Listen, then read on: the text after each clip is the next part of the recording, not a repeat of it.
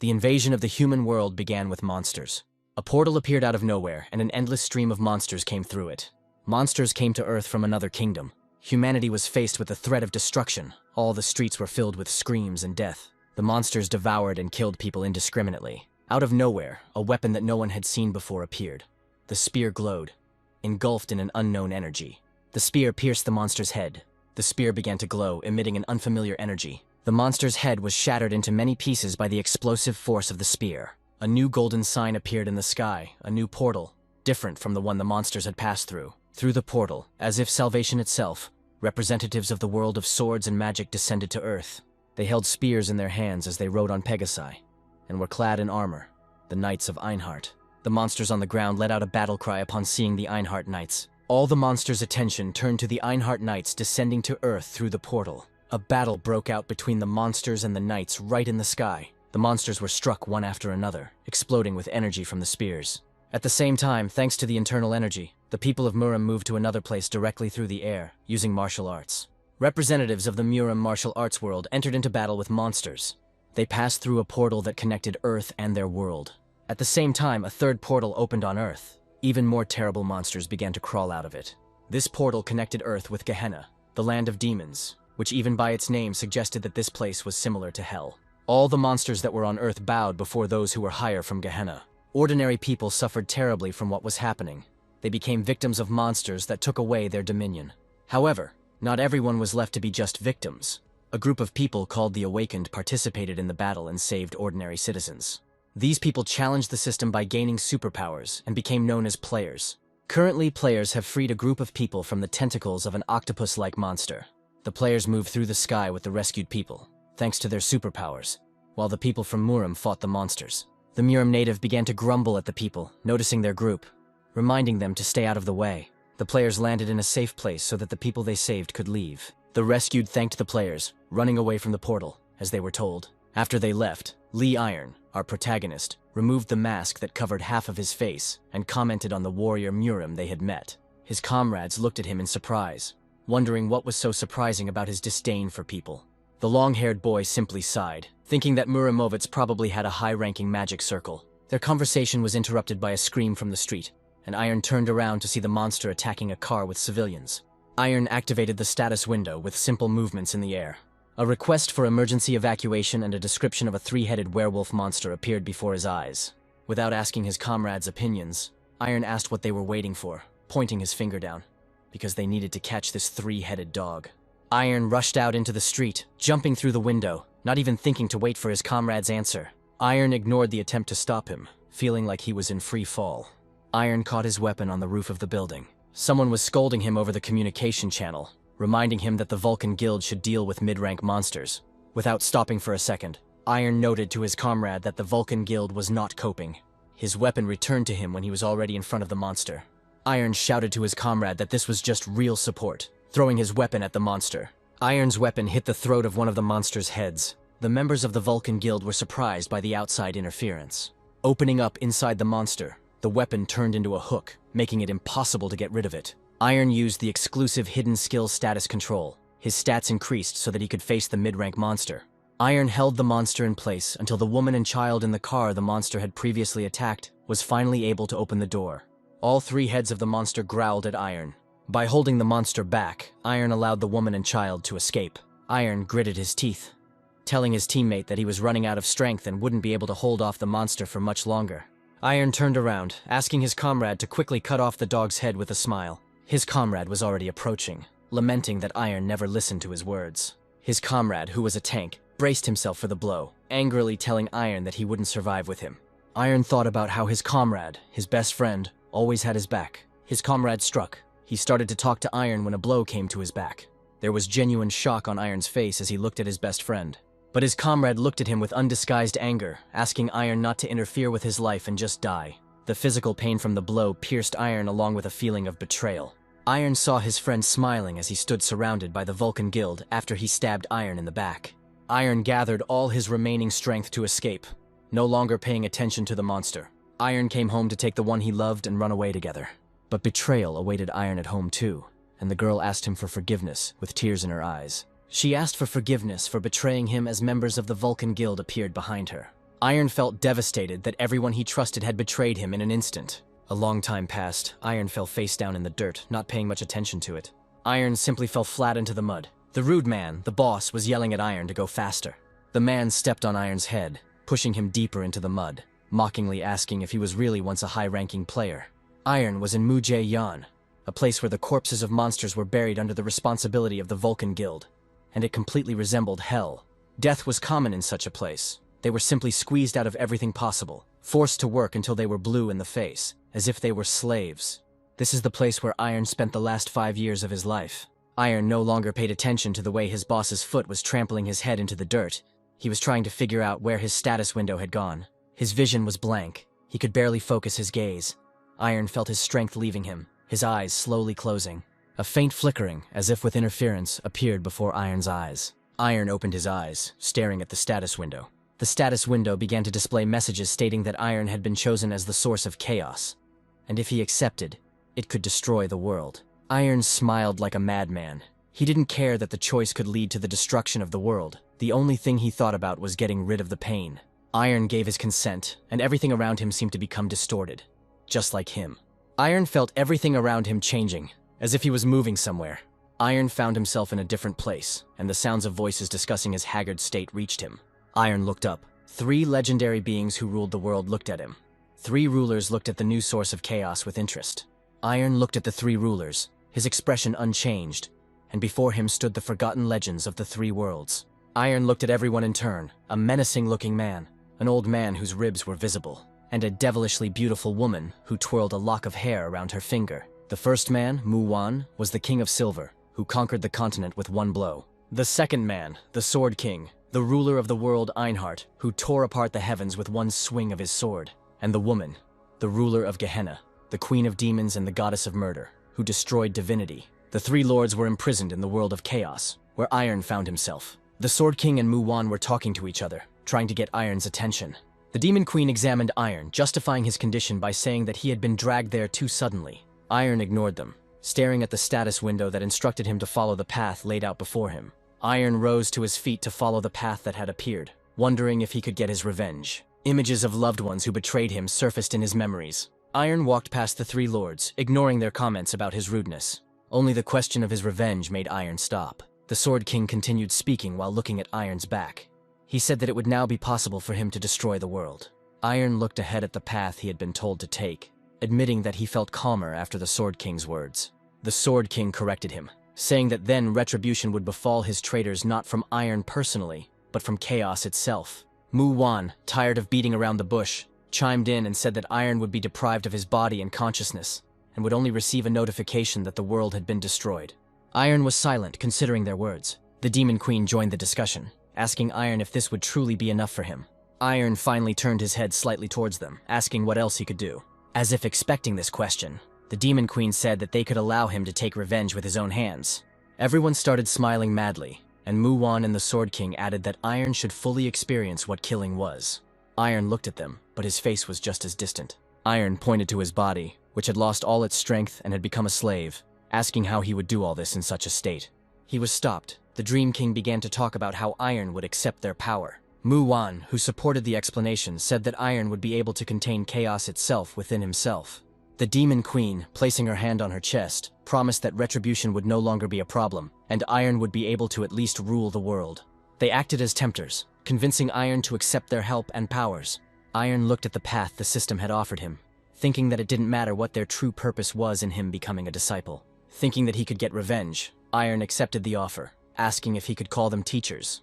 The 3 lords were a little taken aback by the speed of his decision-making, but quickly gave their consent. This is how Iron became the disciple of the 3 lords.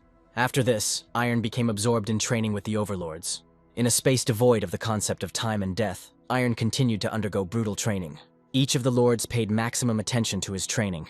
And finally, Iron was able to contain the chaos within himself. Iron's eyes opened after completely absorbing the chaos. Iron saw a terribly familiar picture in front of him, his boss scolding him, trampling him into the dirt with his foot. The chief was about to strike again, putting his strength into the leg. Iron instinctively jumped back to the side, not allowing himself to be hit. His thoughts occupied with the fact that time had not moved even for a second while his training was going on. Iron caught the chief's leg and threw him aside. The boss, not prepared for such a turn of events, screamed in shock, falling to the ground. Iron checked for a status window as he watched the boss fall. The status window did not open for Iron.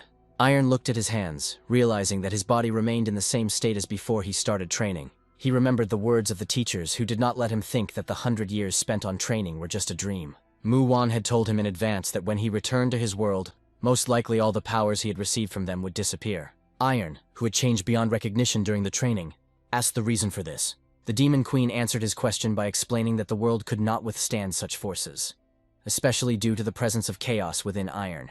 Iron tried to understand what would happen after his return, but Mu Wan interrupted him by asking what he was going to do, hinting that he would need to rebuild his body to withstand the force. Currently, Iron stood with his hand covering his face, his thoughts occupied with the fact that he needed to train again.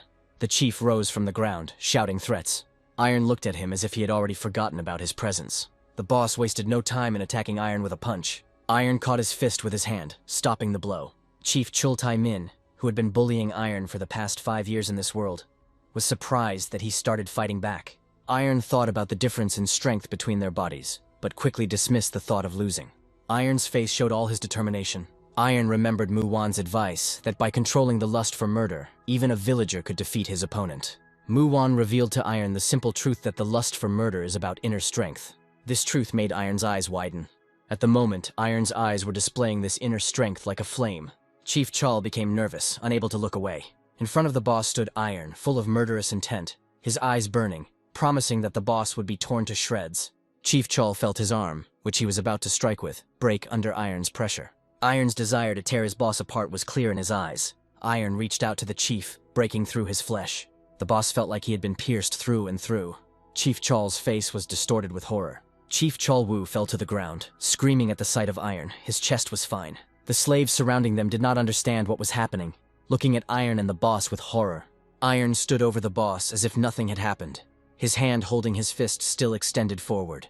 Iron used fear, deciding that it was better than clumsily resisting with such a weak body. He looked at the unconscious boss, turning away from him as if it didn't matter. Iron knew that Chief Chal would now tremble at the mere sight of him. Iron didn't waste any time. He knew he had to finish before the people of Vulcan found out about everything. He walked confidently past the other slaves. The voice of one of the slaves, asking where he was going, reached Iron's ears as he grabbed the chain. The chain clanked as it hit the ground. Iron looked deep into the monster burial site, which was filled with toxic odors emanating from the corpses, a place that no one dares to go too close to, which is compared to hell. Iron turned to the other slaves, simply stating that he was going to be reborn in this place. Without waiting for an answer, Iron jumps down. The slaves look after him, shocked by what happened. Iron falls down, filled with determination. Iron is determined to hold out as he flies through the toxic stench. Iron lands in a corpse-like fluid of rot and blood, immersing his entire body in it. After some time, small bubbles appear on the surface in the place where he dived. Iron surfaces, his eyes glowing red, knowing he has found the perfect place to hone his blood demon technique. While training with Mu Wan, Iron learned from him that there were many techniques, but the blood demon technique was the strongest. Mu Wan sat opposite Iron, explaining the very simple principle of this technique, which was to steal someone else's property and make it your own. Iron was surprised when Mu Wan said the main goal was blood. Blood technique is the process of absorbing life energy from blood using dark magic to accumulate internal power. Iron closed his eyes, immersed in the lake of monster blood, remembering his training. He remembered Mu Wan's instructions, who had given him the task of creating Dantian within himself. Dantian was a source of power for the warriors of the Silver World, similar to a magical core. Iron sank into the blood, remembering that it was impossible to create it if you were not from the Silver World. Mu Wan flashed through his memories, revealing another way to him.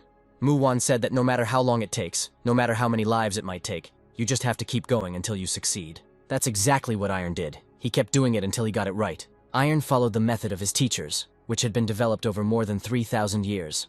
Iron endured unimaginable pain, screaming uncontrollably, and survived thousands of deaths. It was this method that helped him create Dantian during his training with his teachers. Iron remembered the process clearly. The first step was to collect blood and energy. Having finished with this, he proceeded to the second step. From all the blood and energy he had to create Dantian, Iron began the blood demon technique. Feeling incredible pain in the process, Iron continued. The pain that made veins bulge and throats ache from screaming. A pain incomparable to anything in this world. There was another reason why they tried not to get too close to the burial site. This burial site was inhabited by mutants created from the dead energy emanating from the bodies, and this place was considered a lair of the dead. Iron, having remastered the blood demon technique, stood on all fours, trying to catch his breath as the dead surrounded him. One of the dead men rushed at him first, accustomed to the fact that everything that got inside the burial was their prey. Iron extended his hand, easily catching the dead man. Iron's body had fully recovered. He no longer looked like an exhausted slave, and he saw nothing special in the goblin zombie. The rest rushed after the first goblin zombie. Iron easily crushed the head of the dead man he caught, knowing full well that every attack they made carried poison. Iron looked up, looking at those who might have been his dinner if he had been in his old body. Iron used the blood demon technique, absorbing the blood of the slain dead. Iron finally felt alive, having regained some of the strength he had lost after training. He punched the dead man in the head, finishing him off. Iron continued to absorb the blood of his opponents, converting it into his own energy. There was another advantage to this technique. The blood and iron residue that Iron collected could be turned into a steel ball. Iron used steel balls as weapons. He threw the ball at the dead man, blowing off his head to finish him off. Iron continued to create steel balls, promising his opponents that he would absorb them without leaving a trace. The steel balls hit their targets, blowing off the heads of the undead goblins. Iron moved forward, continuing to gather blood for his energy. Despite the number of opponents, Iron did not feel any difficulty in fighting them. He crushed some heads with his bare hands. In parallel, Iron continued to create steel balls using the remains of blood and iron. Each time the number of balls increased, and each of them hit its target. Iron grew stronger by absorbing energy, considering all the undead goblins as mere prey that belonged to him. Iron killed every single one of the undead goblins. His prey fell behind him when he finished. Iron exhaled, absorbing the blood of everyone he killed. He looked at his hand, deciding that his powers weren't that bad. A large zombie monster appeared behind Iron and swung at Iron. Iron jumped back from where the zombie monster had struck, sensing its approach. Iron looked at the monster that appeared in front of him with a little interest. The zombie troll kept his eyes on Iron, growling and claiming him as his prey. Iron finally felt a little interested in the upcoming battle, initially expecting about this level of opponent. At the same time, Chief Chol sat on the ground and clasped his head in his hands, talking nonsense about how he would soon die. The man who betrayed Iron in the past, Kim Shin Hong, looked down on him, realizing that his boss was completely broken. Kim Shin Hong was approached by his subordinate, who informed his commander that he had brought all the guards who were there during the incident. Shin Hong approached the lined-up guards and ordered them to report everything that happened during the incident. One of the guards began to tell about what happened between Chief Chol and one of the slaves, who was Iron. Shin Hong ignored the guard's nervousness, demanding more details, and the guard mentioned the strange look the slave had when he looked at the boss. Shin Hong felt something was wrong. The description sounded like a desire to kill, but that required a lot of inner strength. Shin Hong asked where the slave who had done all this was, and all the guards shuddered. The guard who had spoken earlier answered very hesitantly that the slave had committed suicide, but Shin Hong asked where the body was then. The guard replied that the slave had gone to the monster burial area, and suggested that the body had decomposed from the corpse poisons. This answer angered Shin Hong. Shin Hong grabbed the slave's face, squeezing it in his hand. Shin Hong held the slave, not hiding his anger at the lie about suicide. He asked if the guard understood why he was called. While the guard was suffocating in his grip, Shin Hong continued that he didn't care that the chief was beaten. He felt like the slave's trace was destroyed on its own. Shin Hong told the guard that because of his lies, he deserved to die. The guard began to justify himself, asking for forgiveness, while the capillaries in his eyes burst from the pressure. Shin Hong squeezed the hand that was holding the guard's face, crushing his head and causing drops of blood to fall on him. The other guards stood at attention, afraid that the same fate would befall them. Shin Hong didn't even look at them when he gave them a choice between death and searching for that slave's corpse in the monster burial ground. Shin Hong turned his furious gaze towards them, ordering them to hurry. The guards ran down the tunnel, wanting to carry out the order as quickly as possible and save their lives. Shin Hong, remaining with his subordinates, said that the guards would die from the poison anyway before they found anything, and said that they should go themselves. Shin Hong continued to curse everyone in his mind. Iron had been buried for 2 weeks already. Iron continued to kill and absorb the blood of monsters, increasing his energy. Iron looked around him, noticing that during this time he had absorbed the bodies of almost all the mutants, as they were encountered less and less often. A ball of energy accumulated above Iron's hand, symbolizing that he had managed to reach the second stage of the bloody technique. Iron looked at the wall in the burial, feeling a powerful stream of poison coming from there. Iron threw the ball he had created using the second stage of his blood technique at the wall. The power of this stage, one's own blood, was in the concentration of force and explosion. When the ball reached the wall, there was an explosion, releasing concentrated force. Iron stood and watched as the debris of the wall, stones, flew in different directions from the explosion that cleared a passage for him. With the second stage reached, Iron's body's resistance to poison increased significantly. If not for this, there would have been nothing left of his body. Iron knew that even with this, he wouldn't last long, but it should be enough for him to get started on the main goal. Iron remembered the transcendental beings, the level of which is so dangerous that it is better not to mess with them. Among such creatures, the most noble were the dragons, and now Iron stood in front of the skeleton of one of them. Iron remembered the past, how one day a dragon came out of the portal. The dragon appeared long after the monsters first appeared, and this serpent was full of rage. In order to kill the dragon, many players risked their lives, and somehow they managed to defeat it. The world was in chaos, but everyone was interested in the dragon's corpse, which could be used to make a lot of armor and for alchemy. Iron looked at the skeleton in front of him, knowing that even in death it was full of poison, rage, and magical power. One touch could melt it. The skeleton was kept here to be cleaned naturally using slaves, and Iron reached out to touch the skull. Iron used the blood demon technique on the dragon skeleton. Iron remembered the conversation with Mu Wan when he told him about the dragon embryo. Iron initially shared his plans to absorb the dragon with his teacher, and Mu Wan noted that it was for his own recovery. But after that, Mu Wan smiled, telling Iron that it would most likely be terribly painful. Currently, Iron continued to absorb the dragon, screaming in pain. Iron knew full well that he was already on the edge, and was only able to hold out until this point thanks to his training with the teachers. Iron felt his internal energy rapidly increasing. Despite the dragon having died long ago, Iron began to cough up blood. Iron suppressed the energy using his own blood technique, but the reservoirs were already full. Iron knew that stopping now would mean death from the energy flow, but trying to continue would mean an explosion from overcrowding. Iron had expected this, and remembered his conversation with the Demon Queen when he asked what to do if he couldn't absorb the dragon completely. The Demon Queen told him that dragons are highly revered even in Gehenna, and it would be difficult for an ordinary person to withstand their power. The Demon Queen pointed her finger at Iron, telling him that the answer was simple. Her eyes lit up and she told him to become a dragon. Iron didn't believe her words, asking if it was possible. The Demon Queen reminded him of how much he had received from them, and that the dragon was just another step for him to regain his power. Iron opened his eyes, remembering the teacher's instructions. This only meant that he needed to go through another transformation. Iron's DNA began to change when he decided for himself that nothing was impossible, because he even received chaos inside himself. Mu Wan, who had overheard their conversation at the time, appreciated the Demon Queen's advice. Mu Wan told Iron that in the Silver Kingdom, there was even a name for those who obtained the body of a dragon. Iron continued to hold his hand outstretched towards the place where the dragon's skull used to be. The skeleton in front of him crumbled, as Iron completely absorbed the powers remaining within it. Iron's pupils changed, becoming elongated like a dragon's. Energy emanated from Iron's entire body, as if enveloping him. Iron remembered that Mu Wan called it the Dragon Bone Body. At the same time, Shin Hong and his subordinates entered the burial site. They were surprised.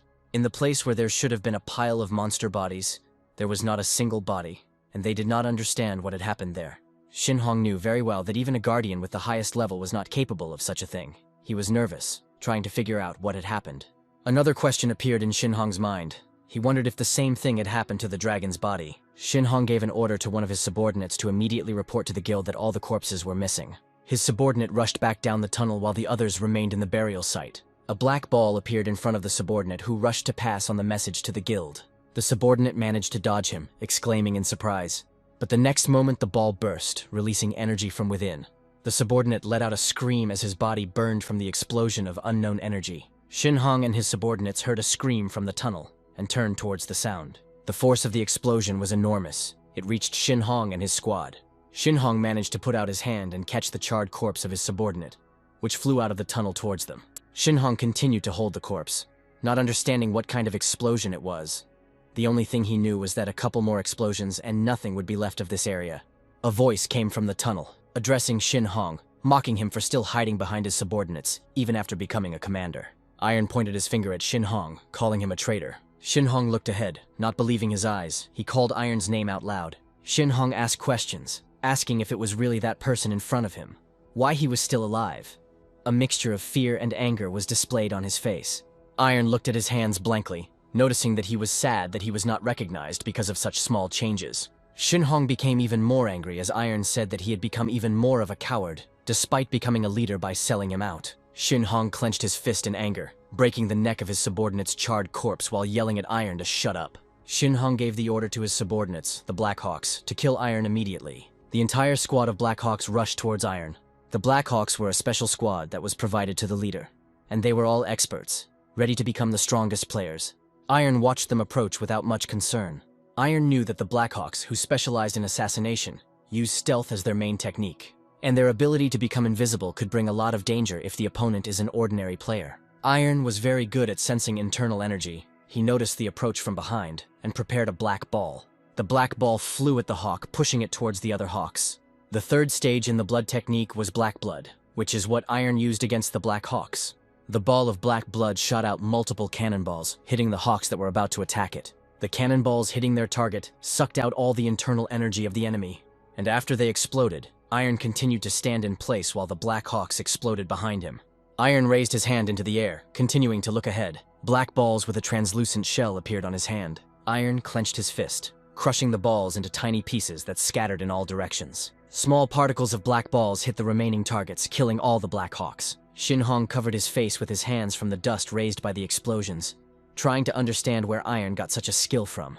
Shinhong activated his information search skill through the system window. The system window appeared in front of his face. Shinhong felt like his head was being pierced by an electric shock as he tried to read what was written. Shinhong clutched his head as he watched the system window change color to red. Shinhong's head was still splitting in pain as he looked at the system window. A red system window on which, instead of the usual text, symbols incomprehensible to Shinhong appeared. Shinhong stared ahead, realizing that he had never encountered anything like this when using the skill. He was pulled out of his thoughts by Iron's voice when he asked if Shinhong was dying of curiosity. Iron calmly walked up to Shinhong while a new black ball was forming on his finger, knowing that Shinhong wanted to know about his power. Iron moved even closer, reminding Shinhong that he never acted until he studied his opponent. Shinhong flinched when Iron, out of habit, called him the guild's main tank. Shinhong was filled with anger as he looked at Iron, asking if he was really that confident in himself. Shinhong reached for the sword strapped to his back, telling Iron that he was no longer the tank he knew. Shinhong pointed his sword at Iron, informing him that he was now the Hwasun guild raid leader. Shinhong continued speaking, reproaching Iron for always thinking he was the smartest. When challenging Iron, Shinhong said that he would see how he would do this time. Remembering old anger and grievances, Shinhong shouted, remembering the old times, telling Iron to rush forward, forgetting about his comrades. But Iron didn't change his expression as he collected the black ball aimed at Shinhong. He simply agreed, intending to do just that. A ball of black blood flew towards Shinhong. Shinhong held his sword out in front of him, using it to defend himself from the black ball flying towards him. The ball exploded, sending Shinhong flying backwards with the shockwave. Iron was already behind him, telling him that despite him becoming the leader, Shinhong hadn't changed at all. Iron attacked Shinhong with a new black ball, concluding that he expected nothing less from the Hwasun guild. Shinhong created a shield of earth behind his back to block the sudden attack. The ball hit the shield, exploding and causing cracks to appear. Shinhong shouted at Iron to shut up as he launched another attack. Iron dodged the horizontal slash of the sword. Iron looked at the sword that was above his face as he arched back to avoid the blow. Shinhong was furious and shouted at Iron that this was his end. Shinhong's sword came into contact with the black ball that Iron created. Shinhong swung his sword, sending the black ball flying and causing it to explode in the other direction. The shockwave from the explosion caused Shinhong to jump back and thrust his sword into the ground for stability to keep his feet. Shinhong looked at Iron, asking where he got so much strength from. Shinhong was furious. He was absolutely sure that Iron had lost his powers and all this was impossible. Iron did not reveal the secret, telling Shinhong that such a cowardly traitor would get no answer. Iron's words made Shinhong even more angry. Shinhong charged forward, shouting, "Die!" Iron reminded him that it was useless, stretching out his hand to create the black ball again.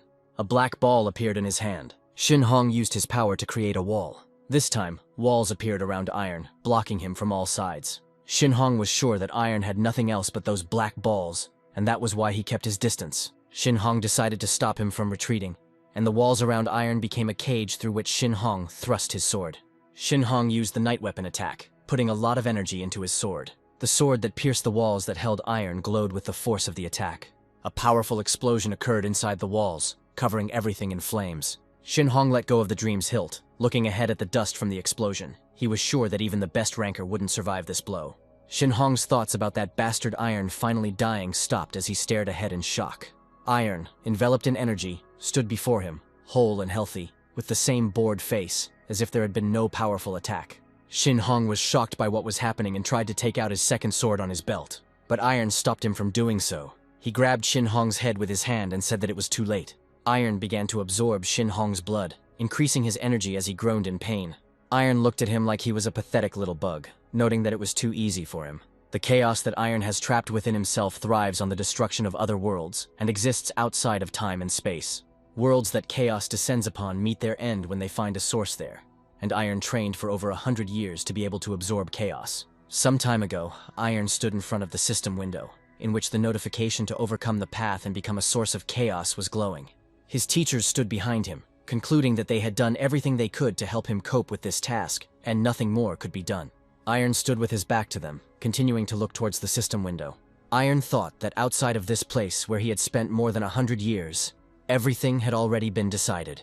Iron turned around, hearing Mu Wan calling him disciple. Mu Wan, who had been his teacher for over 100 years, asked Iron's name. Iron chuckled, surprised that Mu Wan was still interested in this after so many years. Mu Wan covered his face with his hand, admitting that he had become too accustomed to the boy, despite the fact that he had previously been considered a heartless ghost. As if surprised by himself, Mu Wan looked at Iron, saying that he had become attached to him. Lee Iron introduced himself with his full name. After some time, Iron absorbed the chaos into himself, enduring terrible pain. His entire body felt like it was being electrocuted as Iron tried to do what he had trained for so long. The Demon Queen caught his limp body, glad that he had succeeded. Mu Wan and the Sword King rushed towards him, not hiding their concern. Iron felt exhausted, telling his teachers that he was feeling sleepy. Mu Wan came closer, explaining that it was the influence of chaos that the body was rejecting him. The Sword King said that chaos was eating away at Iron's spirit, and that he would now be constantly haunted by nightmares. Iron rose to his feet, determined to fight off the drowsiness, realizing that if he fell into the nightmare, then chaos would awaken again. Iron took a couple of steps forward, admitting that he had expected this. Iron turned to his teachers, asking them to kill him. The three lords looked at him in shock after hearing Iron's words. Mu Wan noticed in confusion that Iron knew everything. Iron calmly agreed, noting that he was, after all, their student. Iron pressed his hand to his chest where chaos was imprisoned, telling the teachers of their goal to imprison chaos and destroy it. Iron looked at them, asking if their goal wasn't to destroy chaos, although Iron knew the answer perfectly well. The King of Swords looked at him, asking why Iron had gotten involved with them then, despite knowing everything. Iron lowered his head, telling them that he was betrayed and left with nothing, unable to trust anyone. Iron looked at them again, honestly admitting that his teachers allowed him to feel a long-forgotten warmth. Iron said that retribution meant nothing to him anymore if he could return the care he received from his teachers. Iron looked at them, stating his final request to know their real names. The three lords, his teachers, looked at him after his request. Mu Wan was the first to introduce himself, saying that his name was Shin Yu Wool. The second was the King of Swords. He said that his name was Sigard von Damien. And the last one gave her name as the Demon Queen, introducing herself as Bergana. Iron clenched his fist, slightly bowing his head with a smile, and told them that he had no more regrets. Iron spread his arms out to the sides, saying that he would die here for his teachers. Iron kept his eyes closed, calmly awaiting his end. The King of Swords moved towards him, holding his hands behind his back. The King of Swords came close to Iron and called his name. The King of Swords placed his hand on his shoulder, telling him that Iron would not die here. Iron opened his eyes in shock, looking at his teacher, not understanding what he meant. His teacher stood right in front of him, telling him that Iron was their child and student. Mu Wan asked, looking at him, how could they kill him with their own hands? Iron continued to stand his ground, reminding them of their mission, which they were now abandoning. The Demon Queen approached Iron, telling him that they would all share the burden of the chaos within him and seal it together. The Demon Queen pointed at Iron, reminding him that the chaos within him was shaped by their techniques. Their strength should be able to withstand it. The Demon Queen said that it would help him return to where he belonged. But Iron was worried about his teachers. The King of Swords informed Iron that they would be sealed somewhere deep, while all three lords reached out their hands towards him. Iron felt them filling him with their power, sealing away the chaos. Iron didn't want to part with his teachers so soon, but the three lords continued to share their power, telling him to move on and never try to find them. Iron was currently contemplating how far the power could take him, as he sat in a tunnel filled with the corpses of Black Hawks. Iron knew the greatness of his power, because he once almost became a high ranker, and he used to wonder how it would affect people. Iron still held Shin Hong's face in his hand, pumping out the blood as he groaned, realizing that it was too easy. Iron looked at his former friend, knowing that he wasn't a weak ranker, and yet it was still easy. Iron thought that he could find other techniques besides the Blood Demon, and then he would be unbeatable. Even the Vulcan Guild leader or the high-ranking experts of the Silver Squad would be no match for him. Moreover, Iron understood that even people from other worlds, Einhard and Gehenna, would not be able to defeat him. Even those who stand at the top of the world will fall before his power. Iron kept thinking about how this kind of revenge had been planned for hundreds of years. But he didn't feel particularly thrilled. Shin Hong called out to him, distracting him from his thoughts. Shin Hong begged for mercy, starting to justify himself by saying that they had to betray him. Iron removed his hand from his face, asking again, and Shin Hong said that otherwise they would have died. Shin Hong continued to justify himself by saying that there was no other way to save them all. Iron got angry and asked if it was to save him. Iron reminded Shin Hong that he became a captain while Iron suffered day after day, asking if it was for him too. Iron's anger materialized into a black ball, which he was about to explode, but Shin Hong promised to tell him where the others were.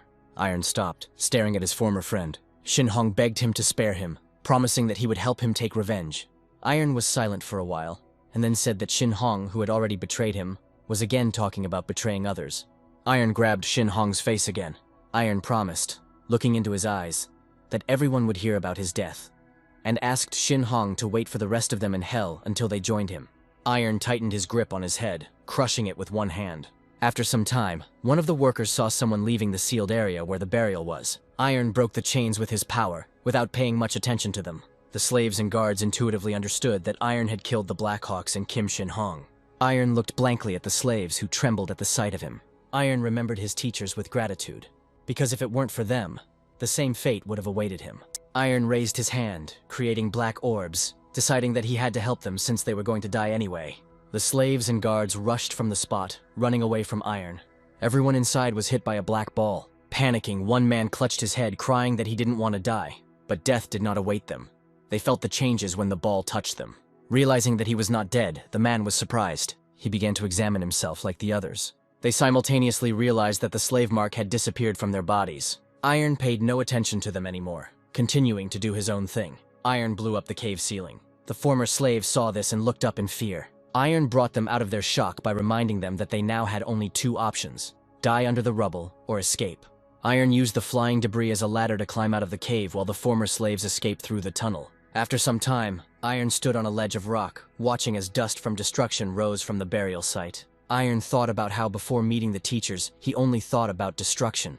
But after their sacrifice, he realized that this was not what was needed at all. Iron turned around, walking away from the ledge, thinking about what he needed to do with a world full of chaos.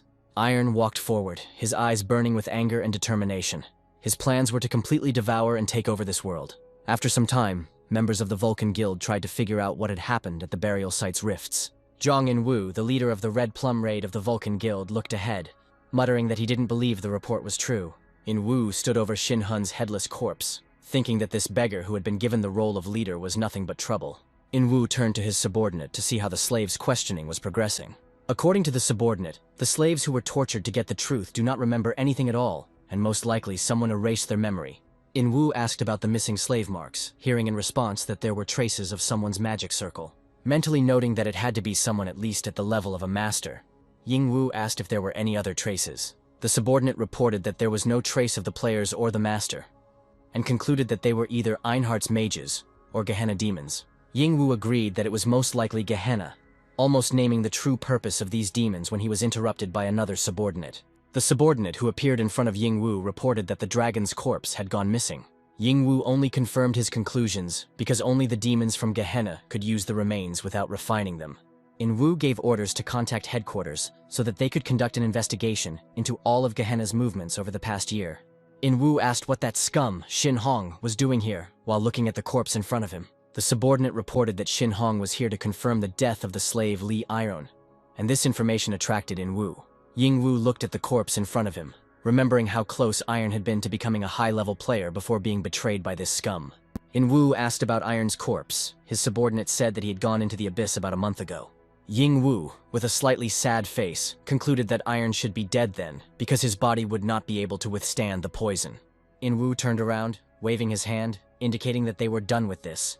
Finally, In-woo gave the order to his subordinate to find the remaining ones. At the same time, in Dongdaemun District, Seoul, Iron walked into a crowded bar. Around him, at almost every table, they were discussing what had happened at the burial site of the Vulcan Guild monsters. Each one told the rumors that they had learned by that time, especially convincingly implicating Gehenna in the incident. Everyone thought that the lull had ended since they had gotten involved with such a large guild as Vulcan. Iron hid his face under the hood of his sweatshirt, thinking that everyone was only talking about this incident. In his mind, he had already promised that they would all come to an end. All that was left was to wait, and it would not stop at just one large guild. Iron thought that he needed to find the abode of his teacher Mu Wan. This was the most effective way to become stronger. Iron walked up to the bartender's counter, thinking that this was the only way to find people. Iron ordered a cocktail that was not according to the recipe, and the bartender began to get indignant, trying to refuse him. But they were heard by manager Chan Ho-seok. Chan Ho-seok, who heard Iron's order, went to the bartender, replacing him and sending him to sort out the delivery in the storage room. Chan Ho-seok waited until his subordinate went into the storage room. Chan Ho-seok looked at Iron suspiciously, asking if he had been in the portal for 5 years to use such ancient principles. Iron ignored these suspicions, replying that it was more like 100 years than 5, which caused further surprise from Chan Ho-seok, who now thought that Iron was a demon.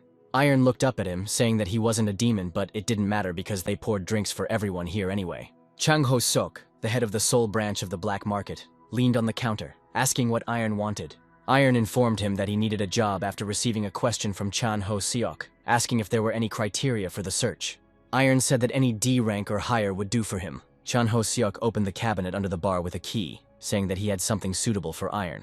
Chan Ho-seok took out papers from the drawer. Chan Ho-seok threw them on the counter in front of Iron, asking him to make a choice. Iron looked carefully at the papers offered to him. Iron noted out loud that this job would involve stealing people. Chan Ho-seok nodded, explaining the scheme of how they lure newcomers into the portal and then demand a ransom from the parents. Jang Ho-seok added that the victims were children of wealthy parents, and told Iron how much he would be paid for doing the job. Iron folded the papers evenly, tapping the stack on the table to even out the edges, and noted that the work sucked.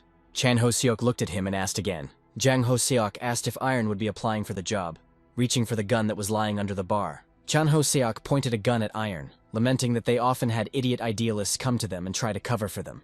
Jang Ho-seok continued to hold Iron at gunpoint, asking him if he had thought about what would happen to those who were left without jobs and where they would put their anger. Iron looked at Chan Ho-seok without much reaction. Chan Ho-seok's finger reached for the trigger of his gun. Iron asked Chan Ho-seok not to worry because he was enjoying everything. Iron pointed over his shoulder, asking Jang Ho-seok to have his men tone down their bloodlust. Chan Ho-seok chuckled at Iron's recognition of his men's bloodlust and agreed to give him a job. Chan Ho-seok handed him a burner phone, telling Iron that he would be contacting him soon and that he should be ready. Chan Ho-seok offered Iron a drink since he had already entered the bar. Iron refused, looking at his cell phone, causing Chan Ho-seok to be surprised again. Iron looked up at him, speaking with complete seriousness and bloodlust about how if he got drunk and fell asleep, there would be no one left alive. Chan Ho-seok backed off, saying he wasn't insisting. Iron said goodbye to him and headed towards the exit. Chang Ho-seok watched Iron leave, thinking that he was full of illusions and wouldn't last long at this rate. After some time in the city of Namyangju, at the D-rank portal, next to which there was a guard, one guy from the approaching group of people happily greeted a guy named Chul Ho. Chul Ho, who was standing with his group, greeted An Min Hong by waving his hand at him and the others. Chul Ho pointed to the new arrivals, telling his group that they were like family to him and that they would be joining them today. And Min Hong's group bowed to their elders. Chul Ho asked Min Hong and his friends about their expectations for their first surgery. The guys were nervous, and Min Hong honestly said that he was a little worried. Chul Ho reassured them by saying that his comrades had been with him for about 3 years, and a D-rank portal was nothing to them. Chul Ho pointed to the side, intending to introduce the rest of the people. Chul Ho pointed at Iron and another man, calling them wanderers. Min Hong and almost his entire group were surprised to hear about the wanderers. Chul Ho reassured him by telling him that Iron and the second man were martial artists, and had known each other for almost 3 years, after which Min Hong greeted them. Iron looked at them, understanding why they were worried. The wanderers were no worse than the demons from Gehenna. Iron was considered a wanderer in the black market too. But now he was interested in something completely different. He was looking at Min Hong's group. Iron noticed one member who didn't have a hint of surprise on her face when she heard about the wanderers. Iron focused his attention on her, realizing that he had finally found what he was looking for. That same evening, inside the gates of the established camp, most were sitting around a fire. Min Hong and Chul Ho looked like best friends as they drank together, Min Hong thanking the latter for the points he scored. Min Hong and his friend asked Chul Ho if they could go hunting tomorrow, saying that they left without telling their parents for the sake of glasses. Chul Ho hastened to calm them down, assuring them that he had already thought of everything, and that there was a place in this gate where the boys could hunt in peace. Chul Ho promised that tomorrow would be much cooler, and advised to just rest for now. When Min Hong and his friend went into the tent, Chul Ho and his partner waved to them, remaining by the fire. Chul Ho and his partner chuckled as they watched them go, thinking they were naive fools. Iron sat away from them by the fire, simply staring ahead. A female player, Yun Ha, approached him, not surprised at the mention of wanderers, asking if she could sit next to him. Iron simply nodded, staring back at the fire. Yun Ha sat down next to him and started a conversation, asking Iron if he was a wanderer. Yun Ha looked straight at him. She wanted to know what level he was if he was a martial artist, pointing out that he hadn't participated in the hunt today. Iron asked her if she knew that this was a rude question. But Yunhai simply brushed it off, citing the fact that she was new and didn't know. Iron glanced at her, trying to figure out what was going on in Yunhai's head. Yunha continued to pester him with questions, this time asking for his name. Iron looked into her eyes. Yunha instinctively felt fear in front of that gaze. Iron said his name and Yunhai finally turned away from him, no longer feeling so confident. Yunha thought that the name sounded familiar to her. Her thoughts were interrupted by another girl from their group, who told Yunha that she could go rest because it was time to change. Yunha said goodbye to Iron, saying that she enjoyed their conversation, but Iron didn't respond, not even looking in her direction. Yunha kept looking back towards Iron as she walked towards the tent, thinking about the strange feeling she had about him. The next day, Yahello deftly wielded his sword against the monsters. His partner looked at his watch, loudly reminding him that the portal would be closing very soon. Yahello turned to Minhong, saying that if they didn't leave now, they would have to kill the boss to open the portal again. Minhong asked why they didn't go to the boss together, but Yahello told him that he was worried about the safety of his group. Minhong sincerely wanted to help his new friend, saying that he was also a normal player and was not afraid of getting hurt. Minhong was full of confidence and desire to help with the boss, convincing Yahello to go along. Yahello smiled, thinking that Minhong had fallen into his trap. Yahello appreciated his attitude, suggesting that they first deal with the group of monsters that was approaching them. Minhong and his group stood in the way of the monsters when he admitted that he was expecting this. Minhong's group went on the attack against the ogres. Yahello passed on the secret sign to his partner. A system window appeared in the sky, notifying that the portal was closing. Minhong defended himself with his sword against the ogre's blows. At some point, the ogre threw him back, hitting him with his shield too hard, and Minhong dropped his sword. Minhong looked at the ogre in front of him, realizing that they were stronger than he thought. Minhong asked Yahello for help without turning around to where Yahello and his partners were fighting against another group of ogres. Yahello told him that they had enough problems too, suggesting that he try to deal with it on his own. Minhong felt uneasy when he realized that help would not come to him. At that moment, the ogre swung at Minhong, trying to strike. Minhong realized that he had no choice but to use his trump card. He pulled out a package from his pocket. Tearing up the paper with the magic circle, Minhong shouted out a fire strike spell just before the ogre's axe touched him. The ogre and everything nearby were fried by the force of the fire attack spell. Minhong tried to catch his breath as he looked at the charred corpse of the ogre in front of him.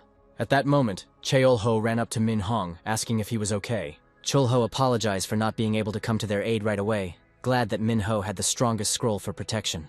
Minhong, still in shock, looked at his hands, saying that it was a disposable scroll that his father told him to only use in extreme cases. Yahello asked if Minhong had any more of those items, and Minhong replied that he didn't because it was a very expensive item. Yahello was satisfied with his answer and pulled out his scroll, causing Minho to have questions. Yahello ignored his questions, using a binding spell on the clueless Minhong.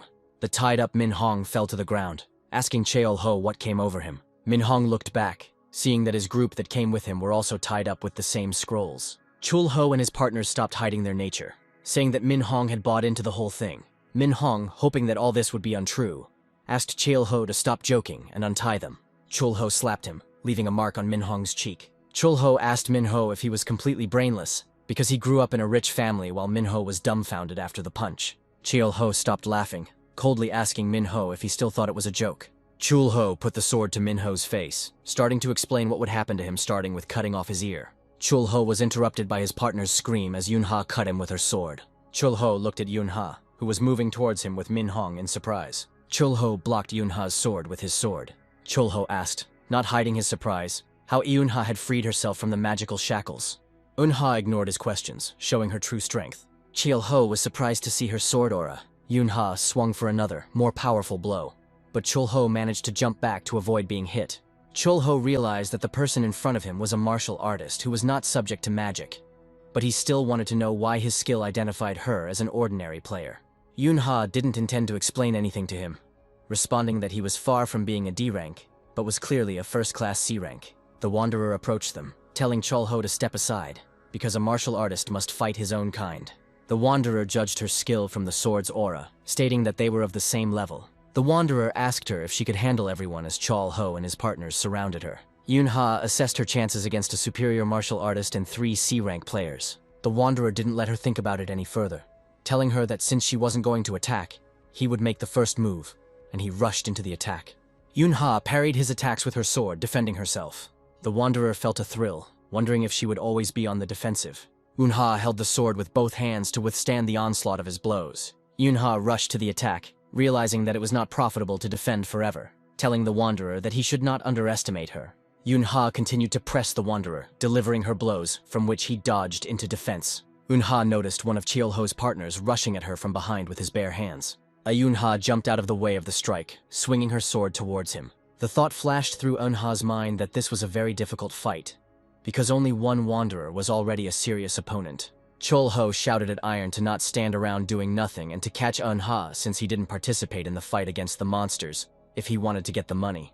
Iron looked at him without much enthusiasm. Iron walked closer to Yunha without taking his hand out of his hoodie pockets. Yunha tensed as Iron approached, thinking about the conversation at the campfire yesterday. Iron just looked at her without making any movements. His inner strength could be felt around him. Yunha felt it, felt that she was afraid to even look into his eyes, not understanding who he was. Yunha continued to look at Iron, holding her sword down. Yunha shook her head, pushing away the familiar feeling she felt from Iron.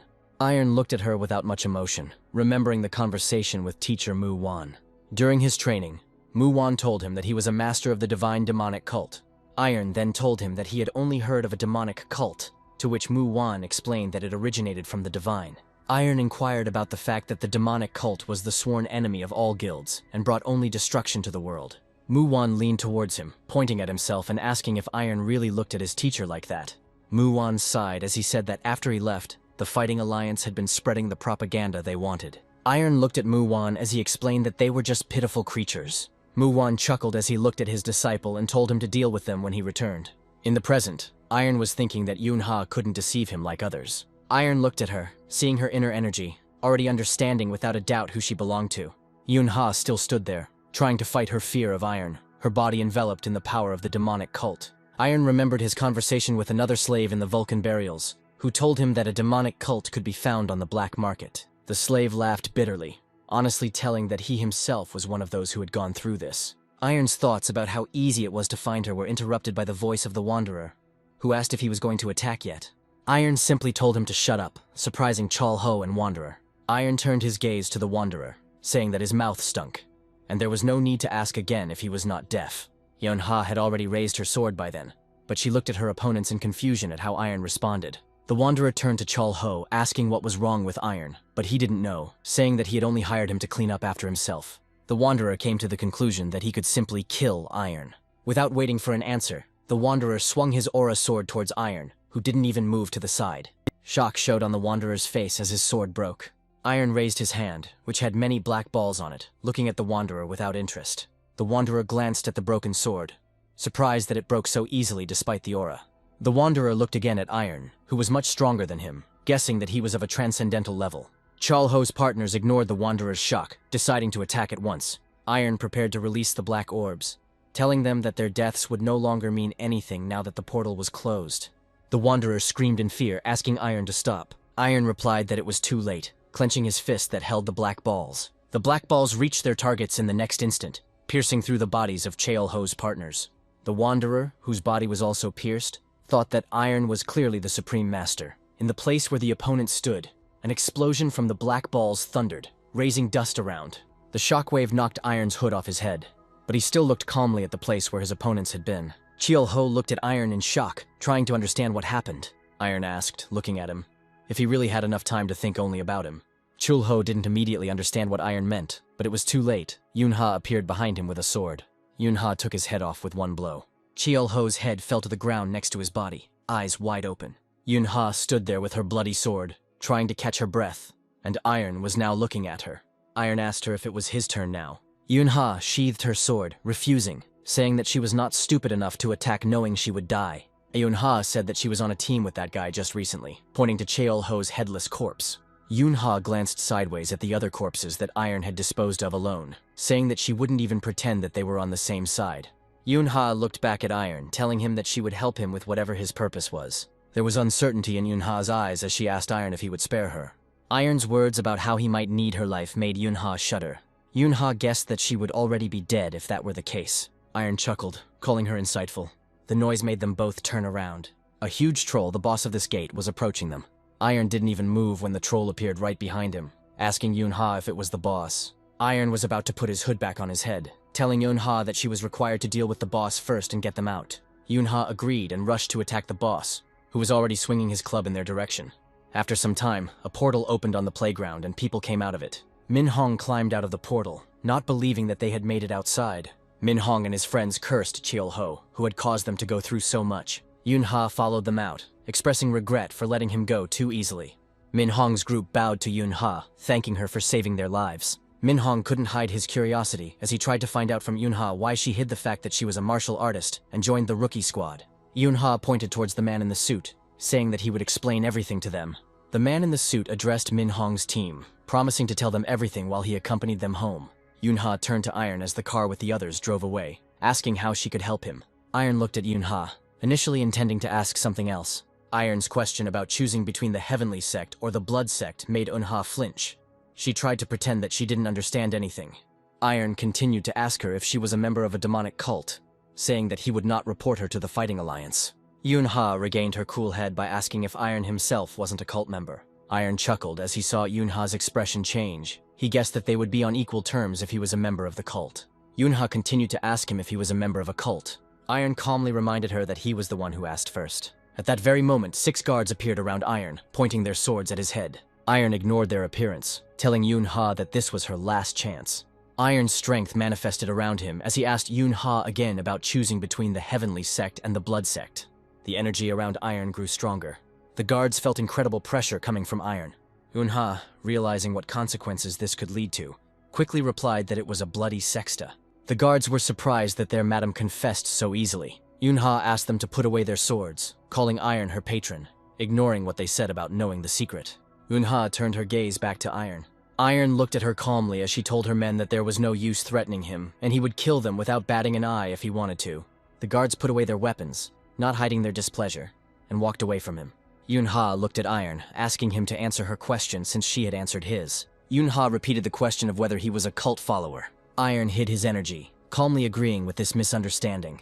Yun Ha honestly said that she didn't understand at all what Iron was pursuing. Yun Ha reminded him of her promise to help him get what Iron desired. Yun Ha gave Iron a choice to tell him now or go with them. Iron chuckled, agreeing to go with them. After some time, Iron and Yun Ha were sitting in the car. Iron looked at Yun Ha as she began to move, taking off her hoodie. Yun Ha explained that she needed to breathe, holding her face with her hand.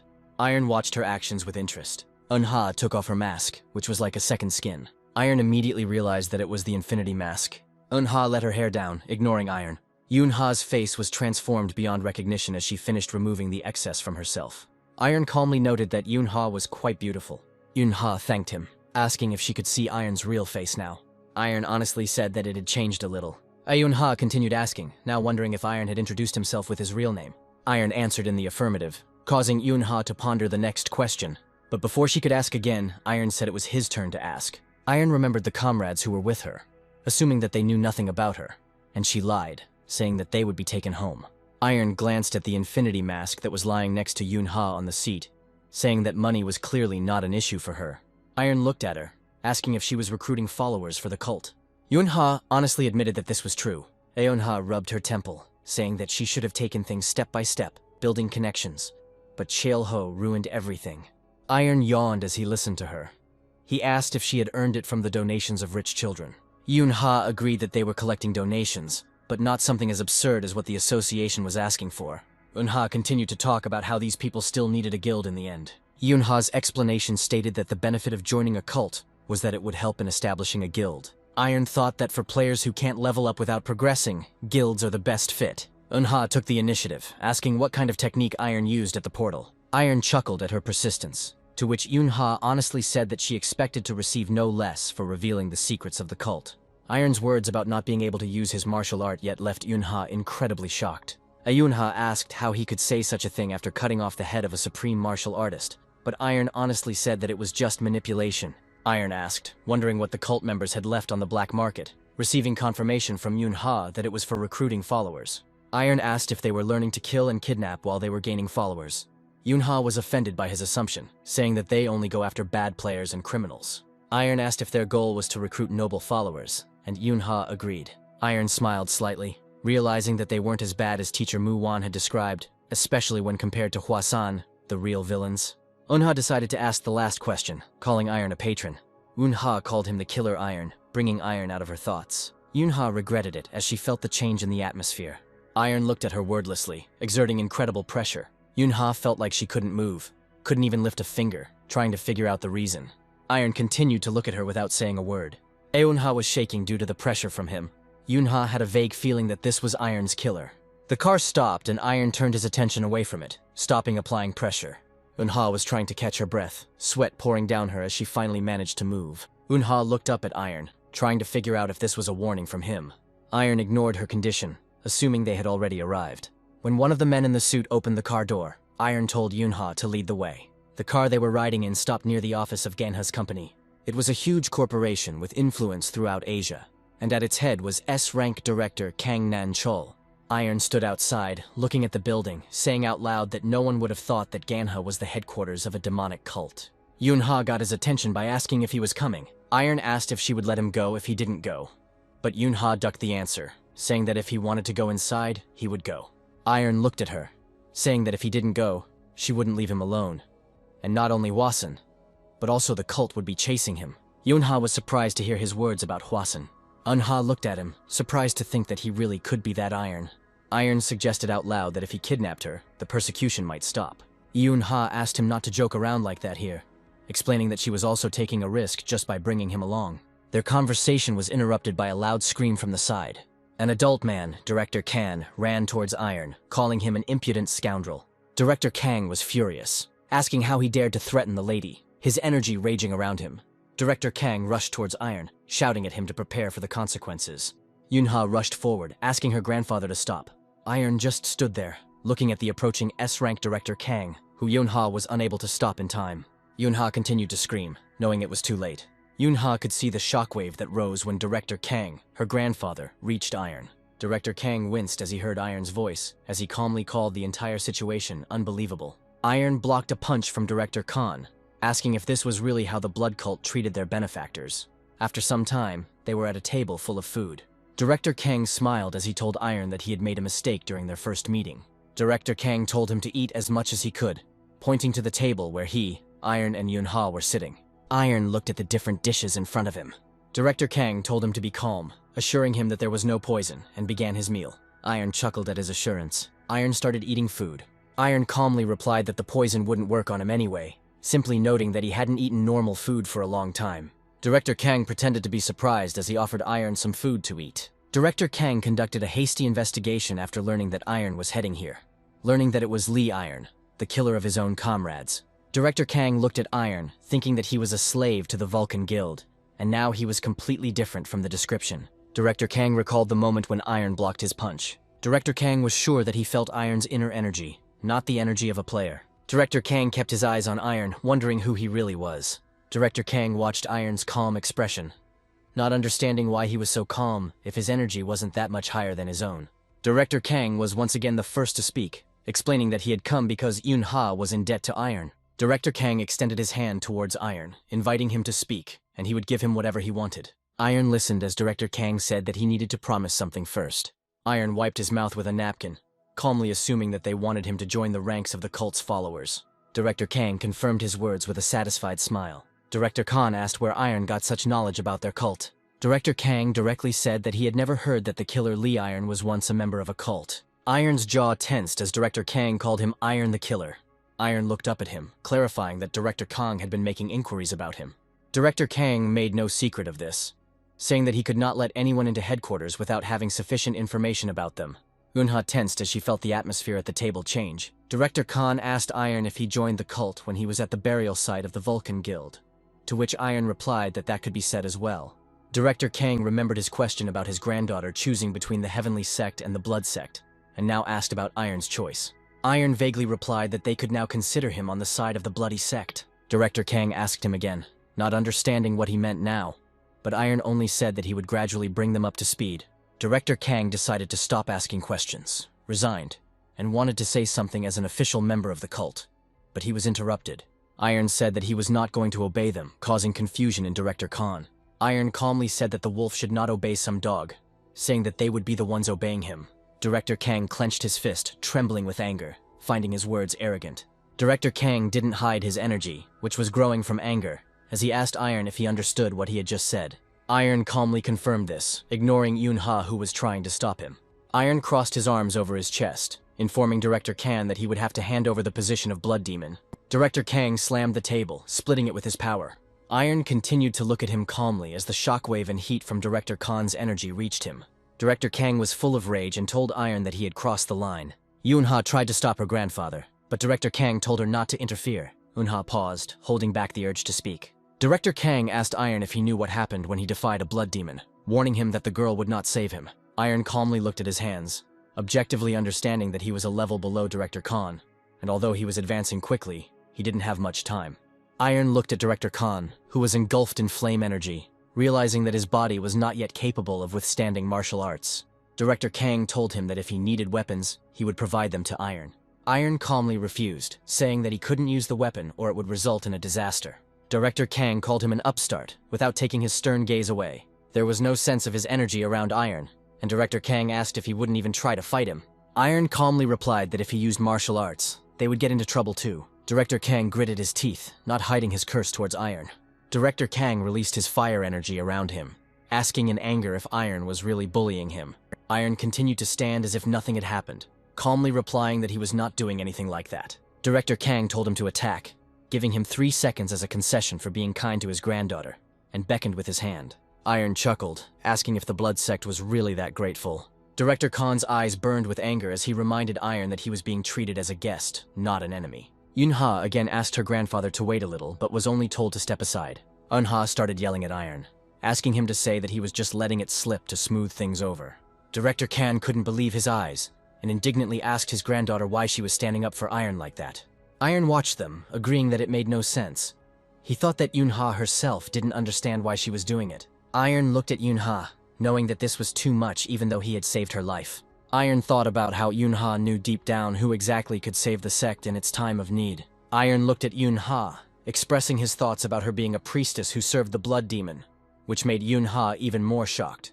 Director Kang rushed forward, calling Iron a scumbag for what he said about Yunha. Director Kang put all his energy into the strike, approaching Iron, who didn't even move. Unha cried out, trying to stop the attack. A shockwave thundered through Gan's office building, knocking out all the windows on one of the top floors. Unha tried to shield herself from the flames that Grandpa created from the blow. But Unha quickly noticed something strange, and looked up to where Iron and Director Kang were standing. Unha watched as her grandfather's flame disappeared right before her eyes. Director Kang himself looked even more stunned, frozen in mid-strike, watching his flames fade away. Yunha looked with all her eyes, trying to understand what happened. There was a flame reflected in his eyes that, in fact, had not disappeared. Iron stood in front of Director Khan, enveloped in his power that had been stolen. Iron moved his hand, trying out the power he was stealing. Yunha watched as Iron stole Director Kang's power right before their eyes. Director Kang felt his powers being controlled, which was a clear sign of martial arts. Iron looked at them, asking if they recognized him now. Iron used the blood demon technique in front of them, indicating for them to kneel before him. Director Kang immediately fell to his knees, stuttering slightly at what he saw. Director Kang and Yunha, who were kneeling down, shouted a greeting to the bloody demon as they bowed before him. Iron looked down at them, confirming that he was their master. Director Kang and Yunha greeted the blood demon, Iron, who was surrounded by the energy that was taken from Director Kang. Director Kang knelt down with his head bowed, trying to figure out how the player knew the blood demon art. Iron asked if they were now ready to pass on the title of blood demon to him. Director Kang continued to kneel but did not respond, which piqued Iron's interest. Director Kang raised his head, wanting to explain. Iron was surprised to hear that the current blood demon was already in charge of the sect. Iron asked again to make sure there was already a blood demon, and received an affirmative answer. Iron asked why they knelt before him then, causing Director Khan to lower his gaze again. Dark energy swirled around Iron as he listened to Director Khan explain that they thought he was stronger than their master. Director Kang recognized this as the true symbol of the blood demon, although he did not understand how Iron had mastered it. Iron laughed when he heard his words, finding this statement about the true sign ridiculous. He covered his face for a moment. Iron looked at the ceiling, casually saying that the deplorable state of the sect was now clear to him. Director Kang raised his head in surprise, looking at Iron and trying to understand what he meant. Iron looked at him, telling him that their blood demon was unfinished. The dark energy swirling around Iron's feet surged forward. Director Kang could only watch as the dark energy blades threatened him, stopping right in front of his face. Iron looked at him, asking what position he held. After Director Khan admitted that he was the left guard, Iron continued by saying that he should understand that then. Iron released his dark energy around Director Khan, explaining that the symbol was not blood demon art. Iron corrected him, calling the symbol a true divine art of the blood demon, Director Kang swallowed, realizing that this was a real blood demon in front of him, as evidenced by the energy of the divine art.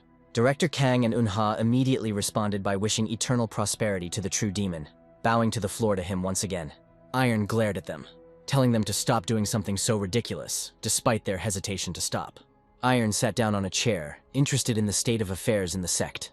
Iron told me to tell him anything that might be useful in driving out the imposter. Director Kang explained the structure of the sect, explaining that in addition to him, there was also a right guard, and that there were only 6 elders in the sect. Director Kang noted with concern that the elders would not be able to accept a new blood demon so easily because the previous one had been with them for 10 years already. Iron asked about the easiest option, killing the elders, but Director Kang asked him to think about their usefulness. Director Kang asked for an order to be given to him so that he could personally find out the opinions of the elders and obtain information, which was his specialty. Iron waved his hand, allowing him to do so, and Director Kang folded his hands in front of him in respect, accepting the order. Yunha watched her grandfather walk away, still sitting on his knees. Yunha turned back to Iron, who was sitting relaxed on the chair, and met his gaze. Due to stress, Yunha once again leaned over, wishing prosperity to the great demon, causing Iron to remind her to stop doing that.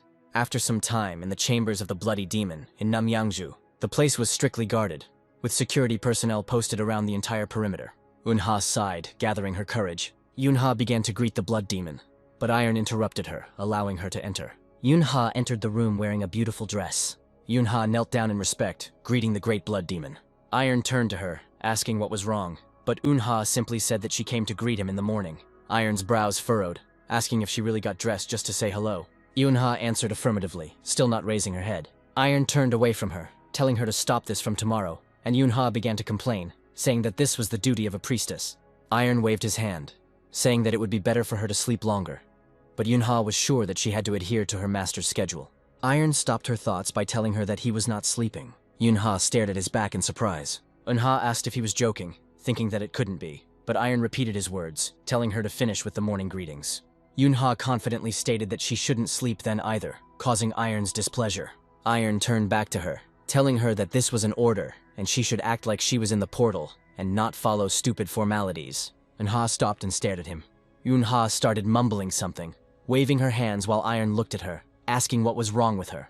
Iron rested his head on his hand in boredom, indicating that she had suddenly realized that the blood demon was a player.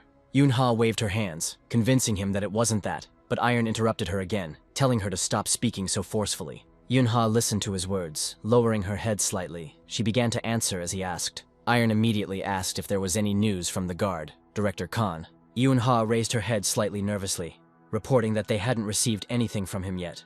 Iron began to rise, accepting this calmly and assuring that his goal was still unchanged, causing Yunha to ask about his goal again. Iron stretched his shoulder muscles as he looked at Yunha, and said that he was going to get rid of that imposter.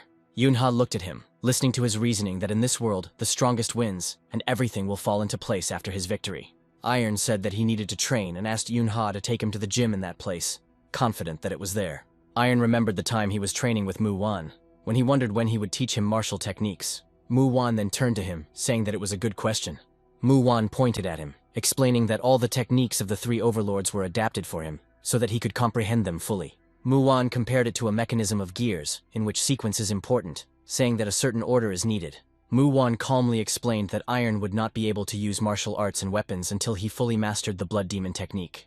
The Sword King at that moment handed him his weapon, saying that it was better to feel it for himself to understand.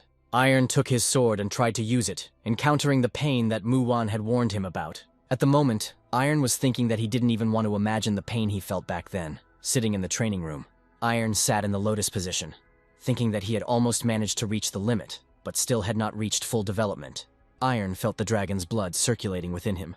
Blood particles that he had absorbed from the dragon's skeleton began to rise from his skin. Iron sat with his eyes closed, concentrating on getting rid of the poison and absorbing only the life force.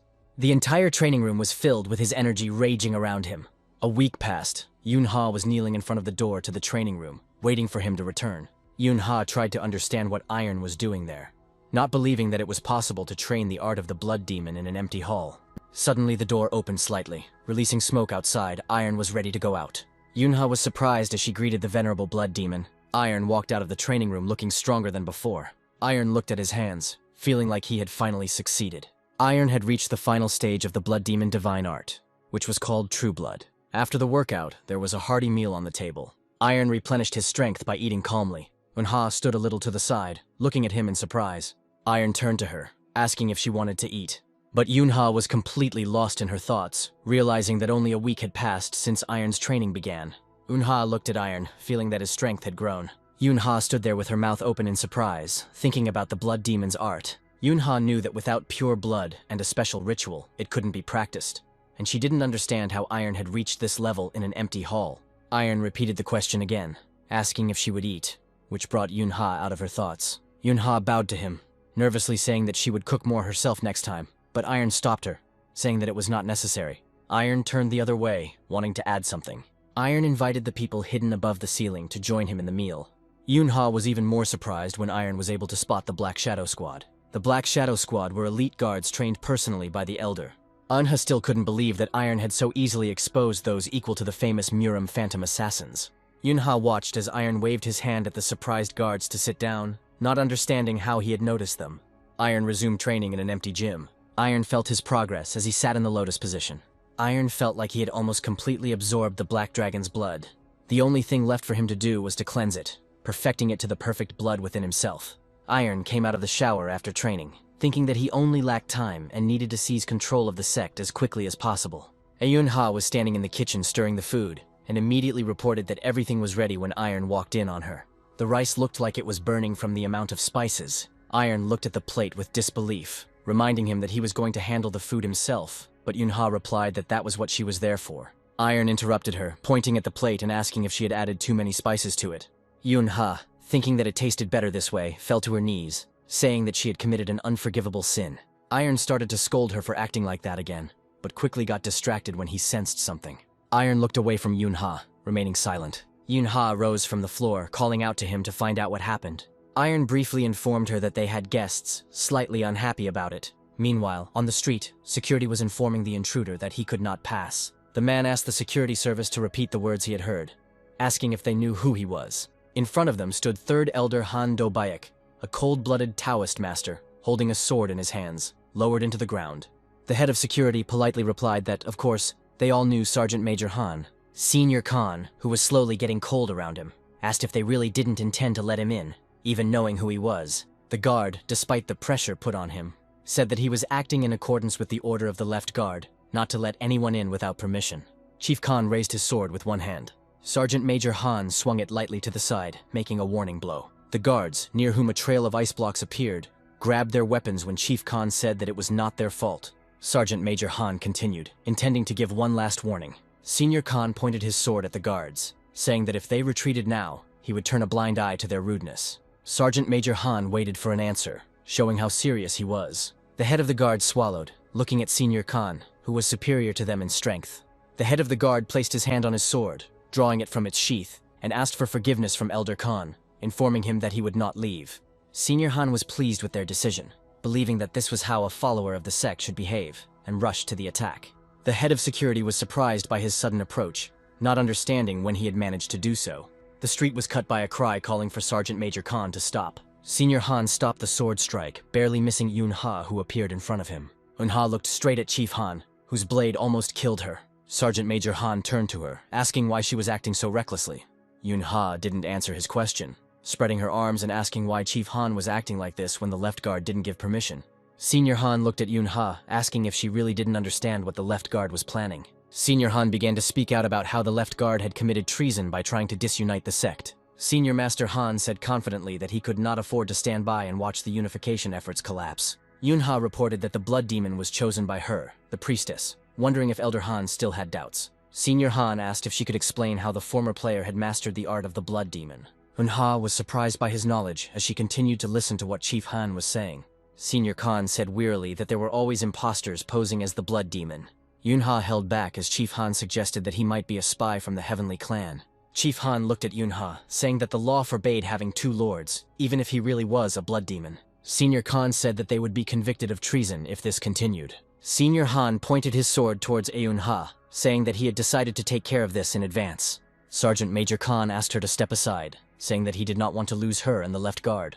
Yunha looked at him, saying that they would never be forgiven for this anyway. Senior Han closed his eyes, telling her that he had already made his decision, even if he had to quarrel with the left guard or die. Senior Khan promised that he would do everything in his power for his neighbors, calling energy into the sword. Chief Han told Yunha to step aside, saying that he couldn't stand it anymore, even for her sake.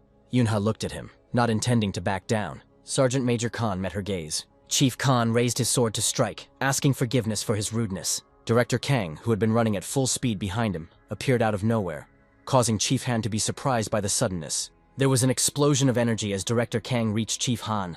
Sergeant Major Han defended himself from the blow by blocking it with his sword. Elder Khan looked at the one who had called him by his position as Elder. Director Kang, engulfed in flame energy, corrected himself by calling him by name. Director Kang was furious at what he saw and asked him what he was doing. Director Kang and Chief Han, representing opposite elements, stood opposite each other, ready to fight. Director Kang thought that he had expected this outcome. Standing before him was one of the 6 elders of the sect, and Director Kang didn't fully understand why everything was unfolding so quickly. When Chief Han informed them that the Hwasun Guild had begun to act, Yunha and Director Kang were surprised.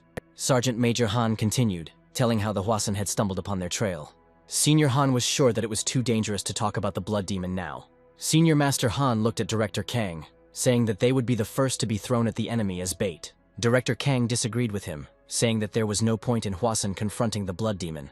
Senior Khan asked if he could be a spy. This statement made Director Khan furious, the veins on his forehead bulging. Director Kang shouted that this was nonsense. There was energy in Director Kang's head that was directed towards Chief Han. Director Kang was angry that Chief Han implied his inability to recognize the true art of the Blood Demon.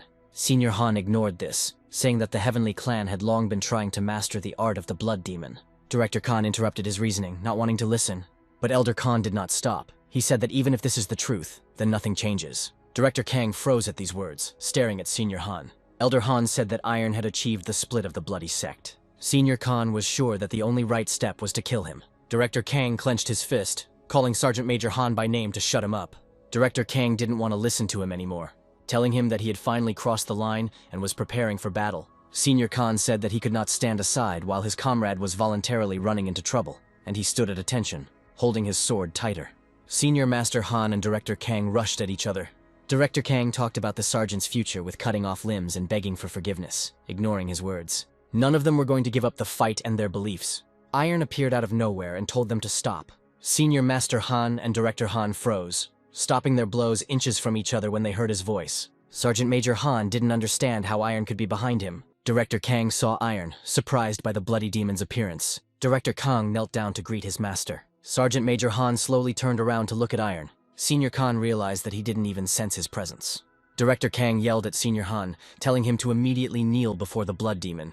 Sergeant Major Han thought about his chance to kill him, seeing that Iron's hands were hidden in his pockets. Senior Han felt the pressure coming from Iron, wondering if he really was a blood demon. Senior Han looked at Iron with red hair and eyes, undeniable proof of the blood demon's art. Senior Khan put his sword back into the sheath on his back. Sergeant Major Han bowed to Iron, folding his hands respectfully in front of him.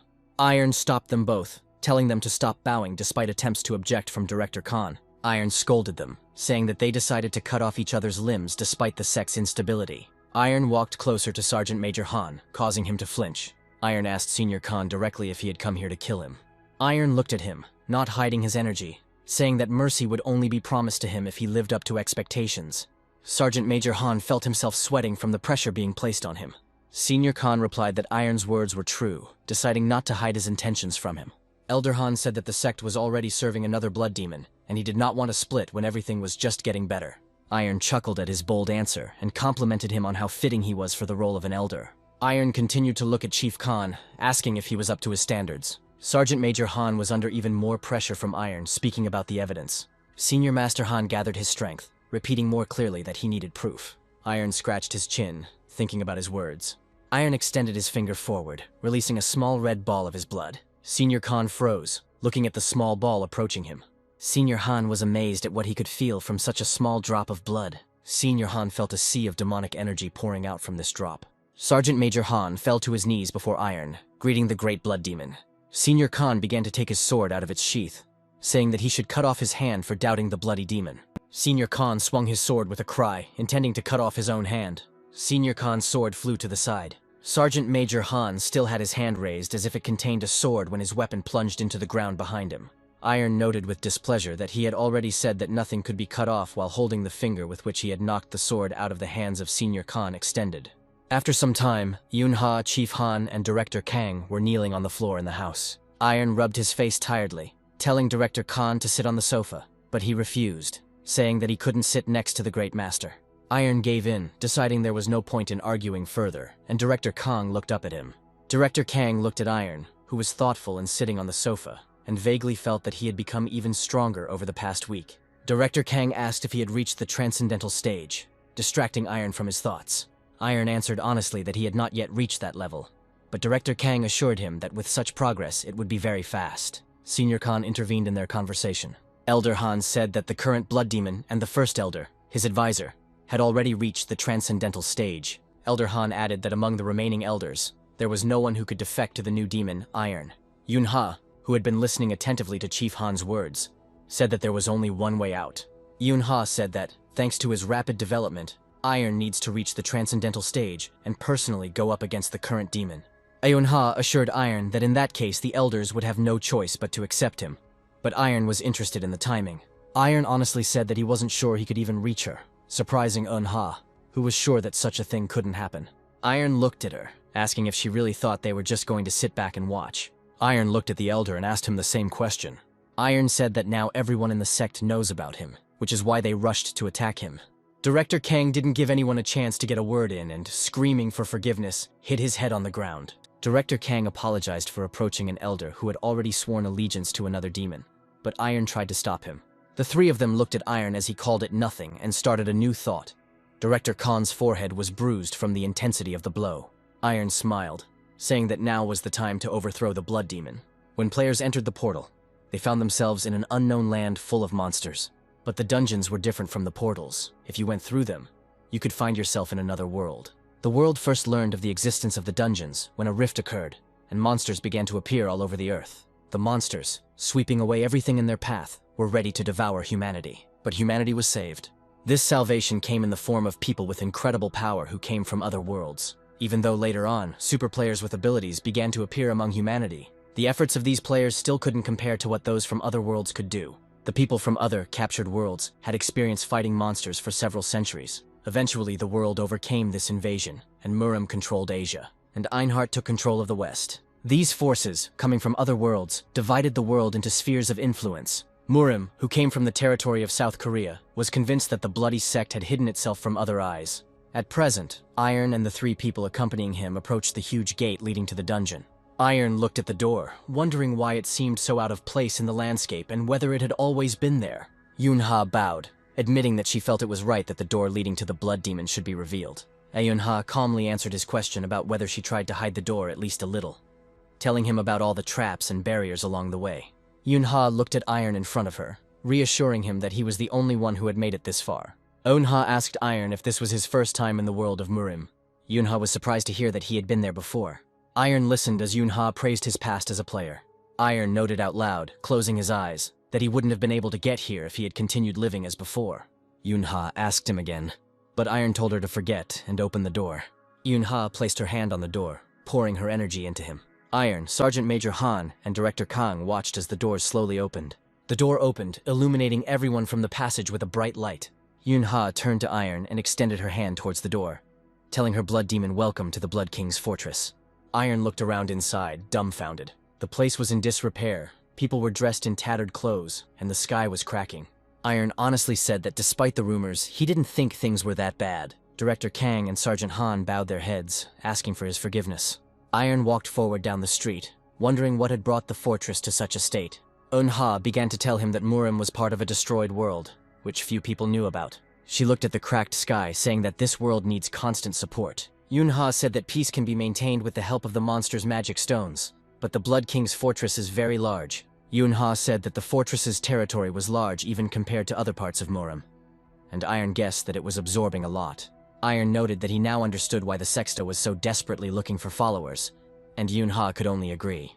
Iron wondered why the guild, which was part of a huge corporation, was not participating in collecting stones. Director Kang responded first, saying that he shouldn't draw too much attention to himself. Director Kang said that the outcome if Hwasun found out about her current situation was too uncertain to take any risks. Yunha agreed with the left guard's words, but added that the elders were also against hunting in portals. Iron asked with displeasure what kind of nonsense they were talking about. Yunha replied in a dejected tone that the elders had decided that hunting ordinary monsters would be against the laws of the great demon. Iron sighed, covering his face with his hand, and noted that he would have to work hard. Iron suddenly turned to Chief Han, asking if he had participated in this, but he assured him that he was against this decision. The conversation between Iron and the others was interrupted by unexpected guests who greeted them. Swordsman Captain John Ji-soo informed them that he had been waiting for them, approaching along with his subordinates. Yunha was surprised by the approach of the Bloodlord's squad, the black swordsman who approached them. Captain Chong greeted them, informing them that they had been ordered to escort them, and asked them to follow them. Eunha pulled her sword out of its sheath. Yunha pointed her sword at the squad, asking if they were going to take them away by force. Captain Chong looked at the sword that was facing him, indicating that he was only following his master's orders. Director King asked them if they thought their group would go willingly. Yunha and Senior Han had already shown their energy for battle. Captain Chong closed his eyes, telling them that they had not come to fight, but were prepared to do so. Captain Chong and his subordinates drew their swords, revealing their energy. The atmosphere of readiness for battle was interrupted by Iron's calm voice, which simply told them to go. Yunha turned to her master in surprise, but Iron only said that since the squad had come all this way to meet him, he would go. Iron walked forward, ignoring the surprised looks of the people who came with him, and told them not to be afraid and just follow. Yunha, Director Kang, and Senior Han looked at each other, not understanding his intentions. After some time, they were all standing in the Bloody King's fortress in the throne room. Director Kang looked ahead in surprise, realizing that the current blood demon had finished his solo training.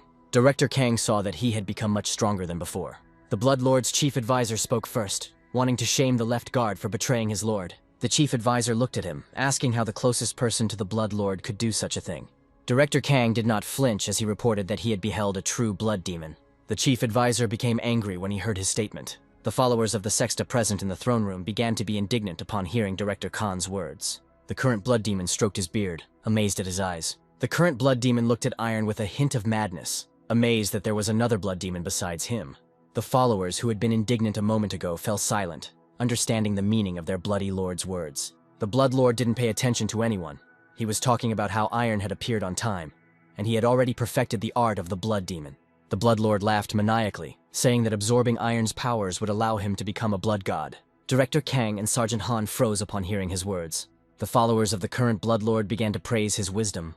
Iron was calm as he called the current blood lord's words nonsense, cutting off his followers' words. All the followers fell silent, turning their indignant attention to him.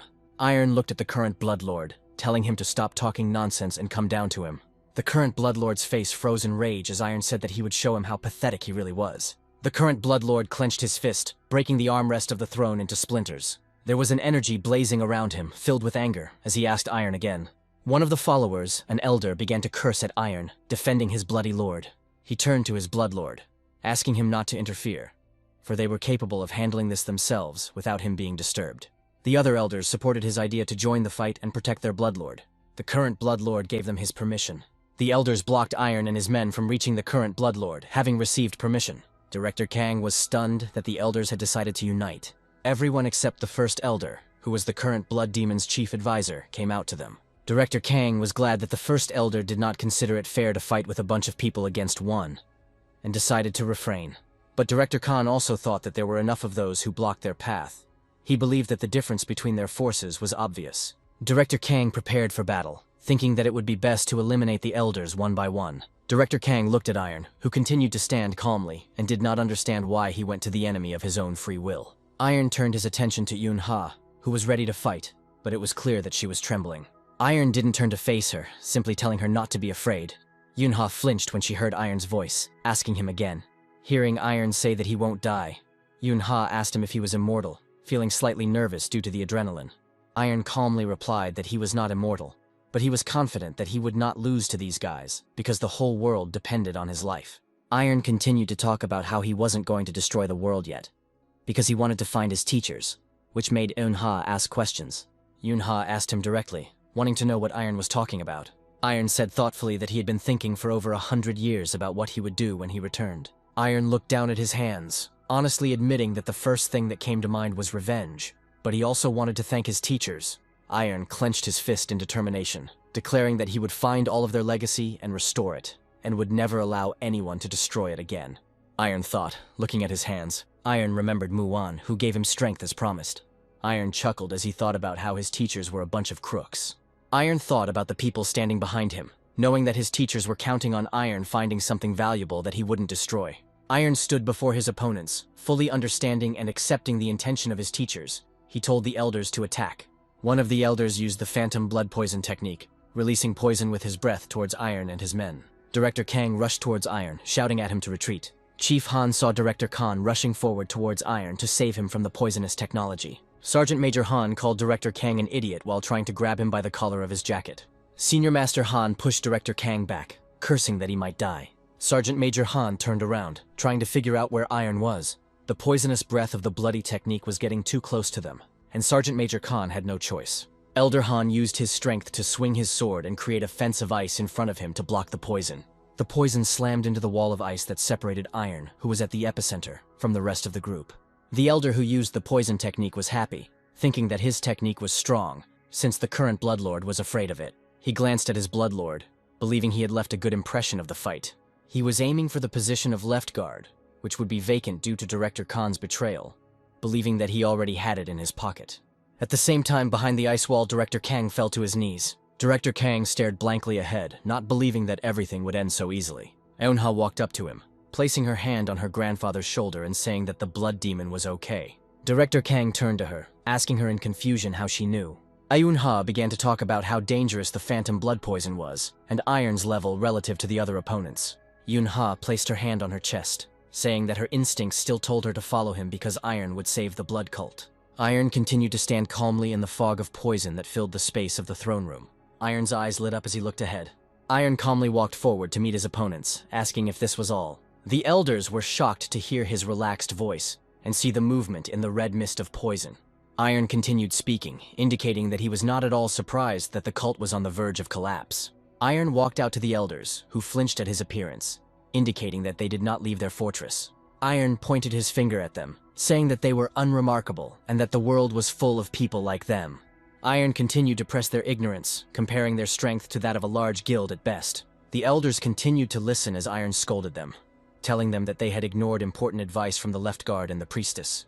One of the elders took courage, calling on the others to attack at once and not listen to Iron's words. The elders raised their weapons, ready to attack Iron, their bodies enveloped in the energy of the blood demon. Iron continued to stand calmly as the elders rushed towards him. Iron ignored the weapon that was almost to his neck, asking if they knew why the followers revered the blood demon as a god. All the elders froze in space, unable to reach Iron. Iron continued to calmly talk about how the blood demon was absolutely everything to the cult, holding them back with his power. The elders felt they could not move. Iron, seemingly not noticing the many weapons and hands in front of him, continued, calmly noticing the joy of how the techniques had been passed down all these years.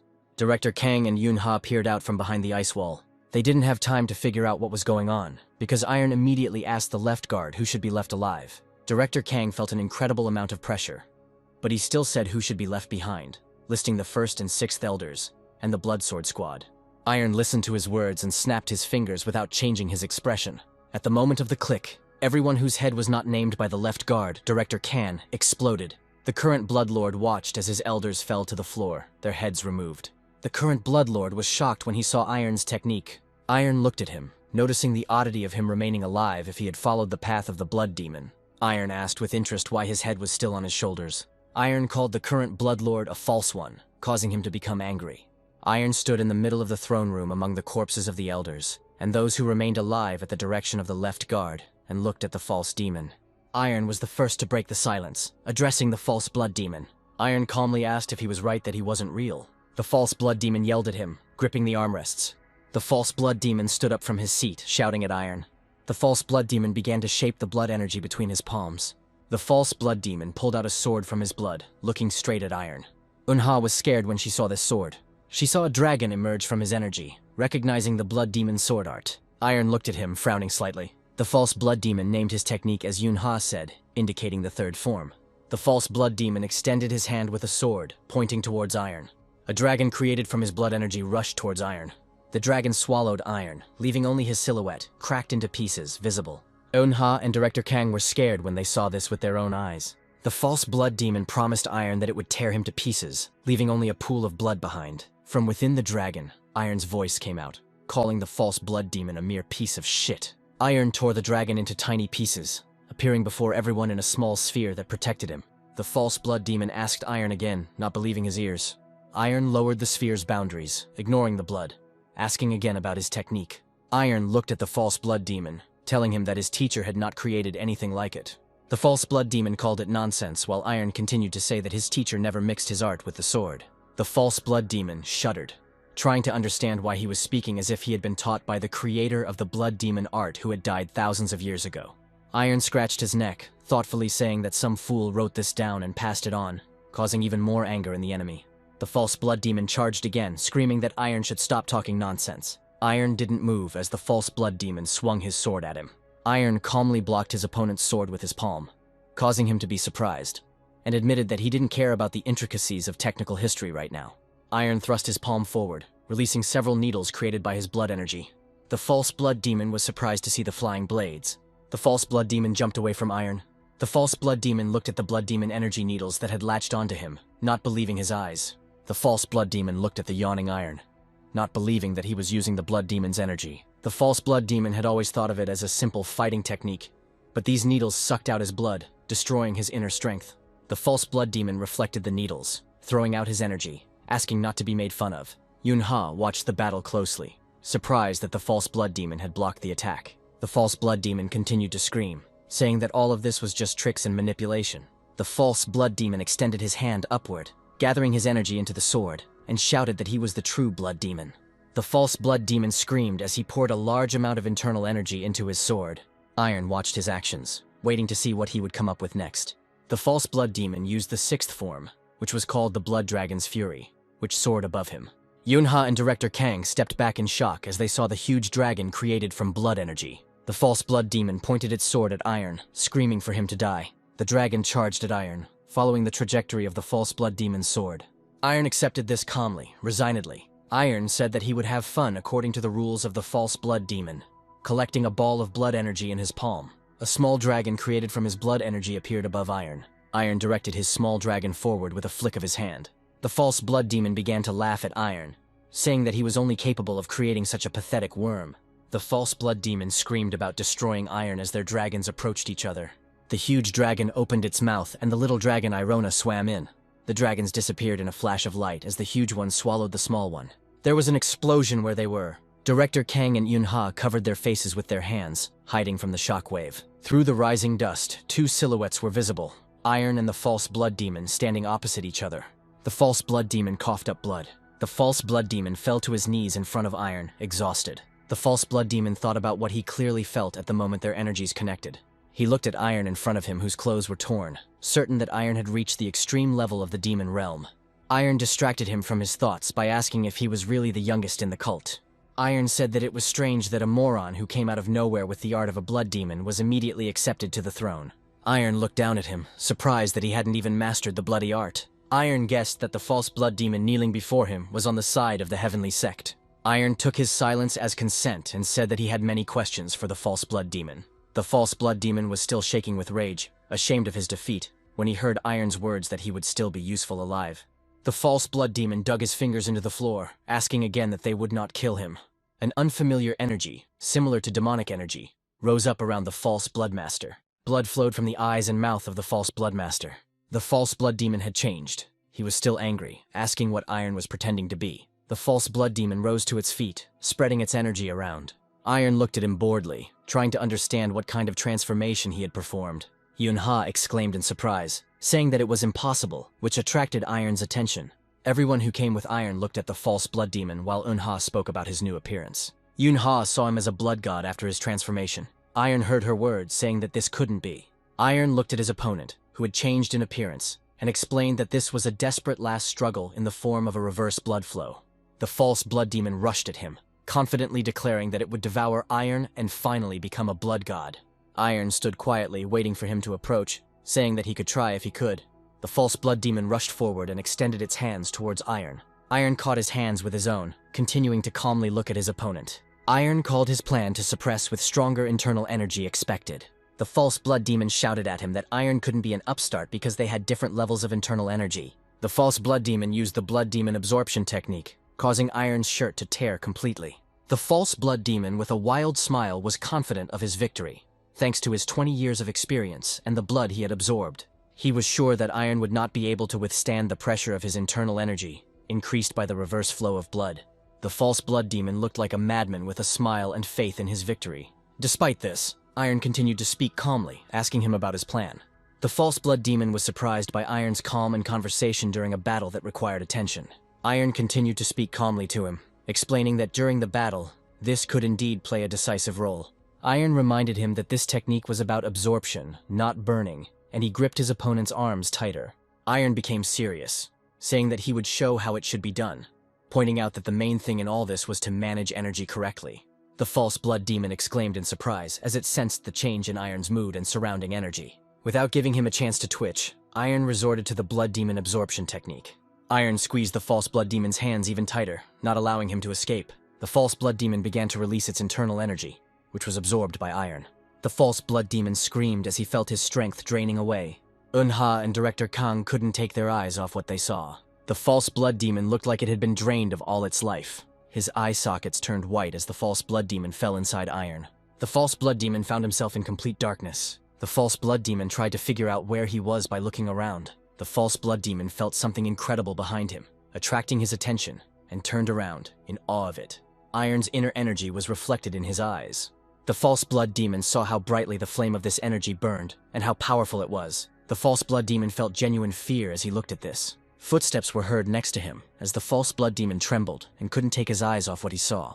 Iron, like a madman, asked if he had seen what Iron wanted to show him. The false blood demon opened his trembling lips, about to answer. The false blood demon turned around at the sound of Iron's voice, feeling happy and not hiding his tears that he was able to see this in life. In reality, before the last of his strength left his body, the false blood demon whispered to Iron that he was a great blood god. Iron stood over the withered corpse, looking down at it. Iron felt that the blood he had consumed was full of impurities. Iron decided to cleanse it of impurities immediately, getting rid of the unnecessary through the blood rising from his body, leaving only the useful. Iron gathered energy in his dantian, preparing to absorb it. The gears that Mu Wan had once told him about began to spin, removing the chains that were restricting Iron. Iron felt like he had reached the pinnacle of pure blood. Iron felt his body overflowing with the energy that the blood demon divine art had given him. Yunha and Director Kang couldn't take their eyes off of Iron as he reached the maximum level right before their eyes. Director Kang couldn't help but shudder at what he saw. He remembered that in the beginning it was just a game because their cult needed changes. At the same time, the cult followers were heading towards the fortress of the bloody demon. They felt the change from Iron's presence in the cult, and they were drawn to that feeling. Director Kang thought that they had no future before, even if the blood god had appeared earlier, and so they switched sides. They had hoped that this sacrifice would awaken the blood cult. But now Director Khan looked at Iron in front of him, and at Iron's feet lay the withered corpse of the false blood demon that had been overthrown. Director Kang looked at the first one to perfect the blood demon divine art, and still suffered defeat. Director Kang clearly heard the defeated man recognize Iron as the new blood god at the last second. Director Kang looked up at his granddaughter and called out to her, but he quickly corrected himself. He addressed Yunha as the priestess she was. Director Kang asked her if she had foreseen this outcome, seeing her weak smile. As Iron walked away from them, Yunha replied that the blood demon was the king of the blood cult. Yunha confidently said that this god was capable of miracles, as Iron climbed up the stairs. Iron turned around as he reached the place where the throne stood, while Unha was talking about how she just recognized the true blood demon. The elders who were spared couldn't take their eyes off Iron. The bloody sword squad entered the throne room. Iron watched calmly as people gathered in the hall. All the residents and servants of the bloody demon's fortress lined up in front of Iron. Iron remembered his teacher Mu Wan and felt pity. Iron's gaze remained thoughtful as he thought about Mu Wan's past. Iron's attention was brought back to the present when someone stood below him. The first elder, who was the chief advisor of the defeated blood demon, looked at Iron. Director Kang called out to him, breaking into a shout. Director Kang thought that the first elder had witnessed what happened and didn't understand why he couldn't accept the truth. The first elder did not pay attention to Director Khan, who held the position of left guard. The first elder raised his hands, praising the blood demon and wishing for his eternal reign. Left guard Kang was surprised by the first elder's reaction, not expecting such a quick acceptance from him. The first elder fell to his knees, bowing to the blood demon.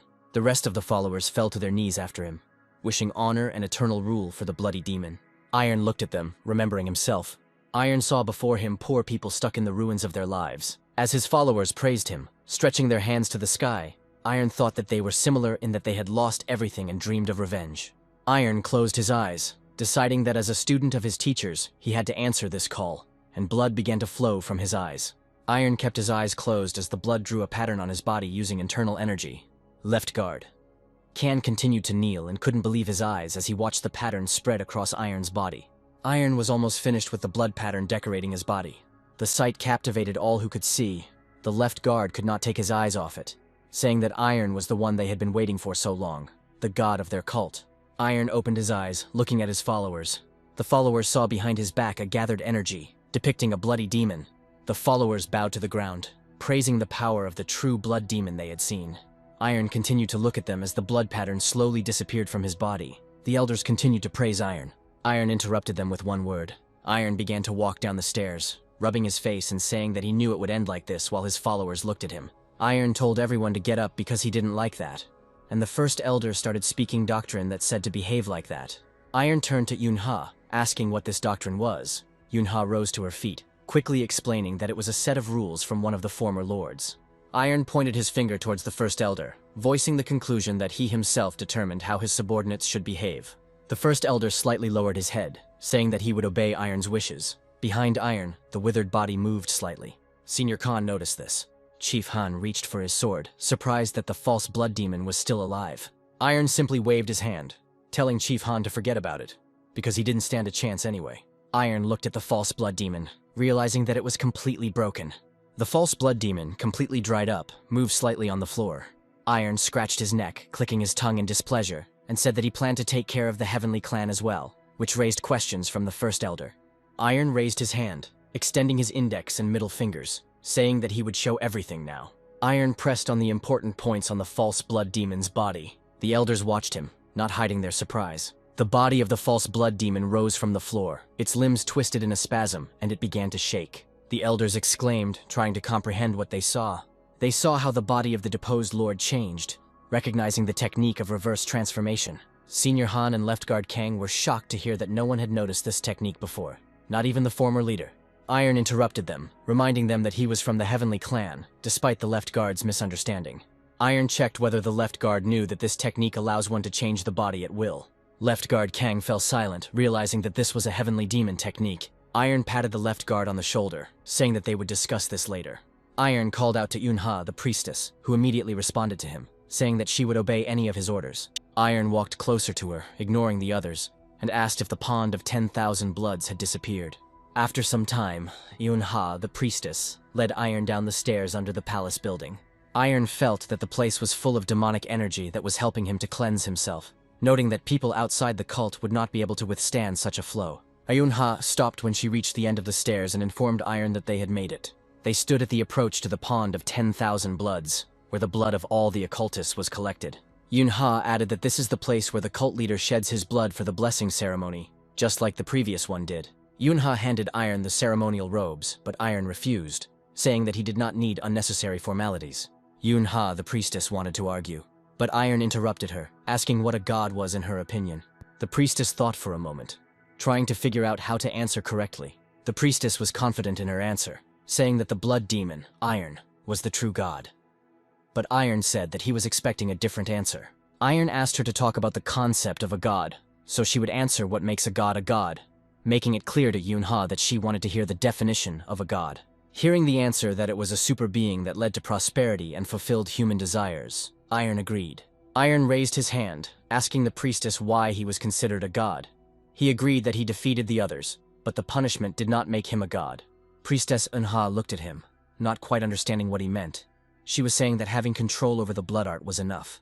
Iron took a step forward, telling her what she didn't understand.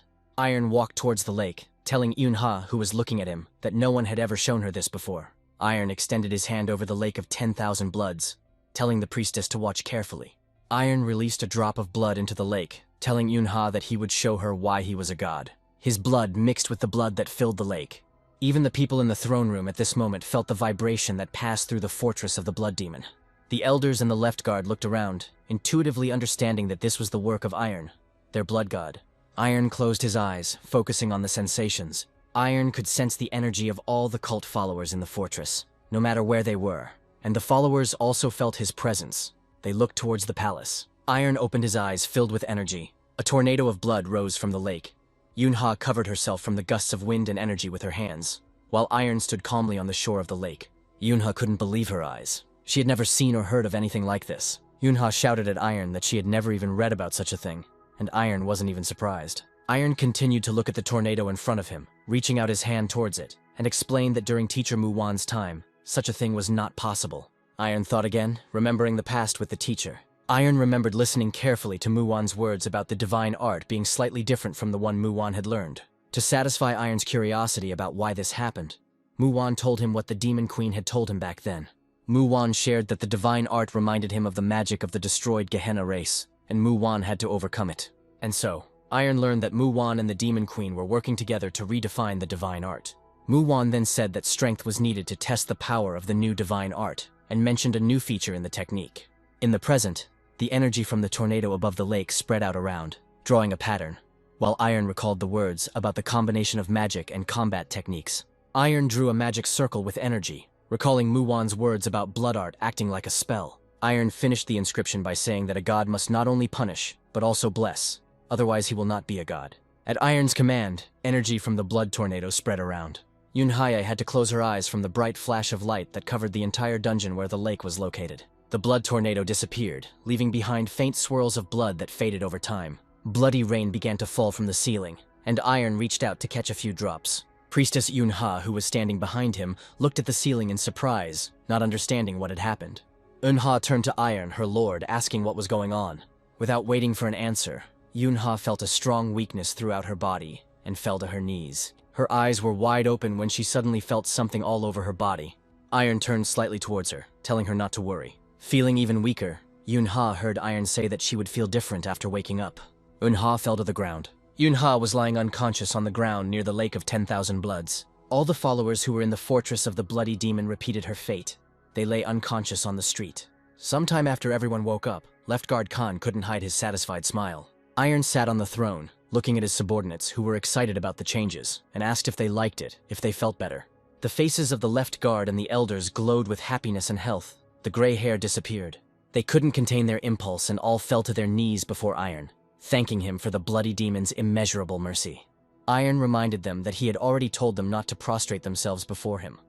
Looking at his subordinates who had become younger and had increased in strength, everyone stood before him, feeling grateful as he looked at their red eyes, symbolizing the cult. Iron ordered 3rd Sergeant Han to cut his finger and show his blood, and he followed his leader's orders without question. Sergeant Major Han made a small cut on his finger. The elders and the left guard stared at the finger, exclaiming in surprise. They watched as a drop of purple blood flowed from the wound while Iron explained. Senior Han didn't expect to see purple blood on himself, exclaiming in shock, and Iron asked if they knew what it was. Senior Han pulled himself together and looked at Iron on the throne, honestly admitting that he didn't know what it was, but he felt much better and stronger. Iron listened to his words, explaining that it all depended on the level they were at before he gave them the blessing. The left guard and first elder looked at Iron as he spoke about how they should be at that level too, but the next words, that the priestess should already be at the next level. Black blood shocked Yunha.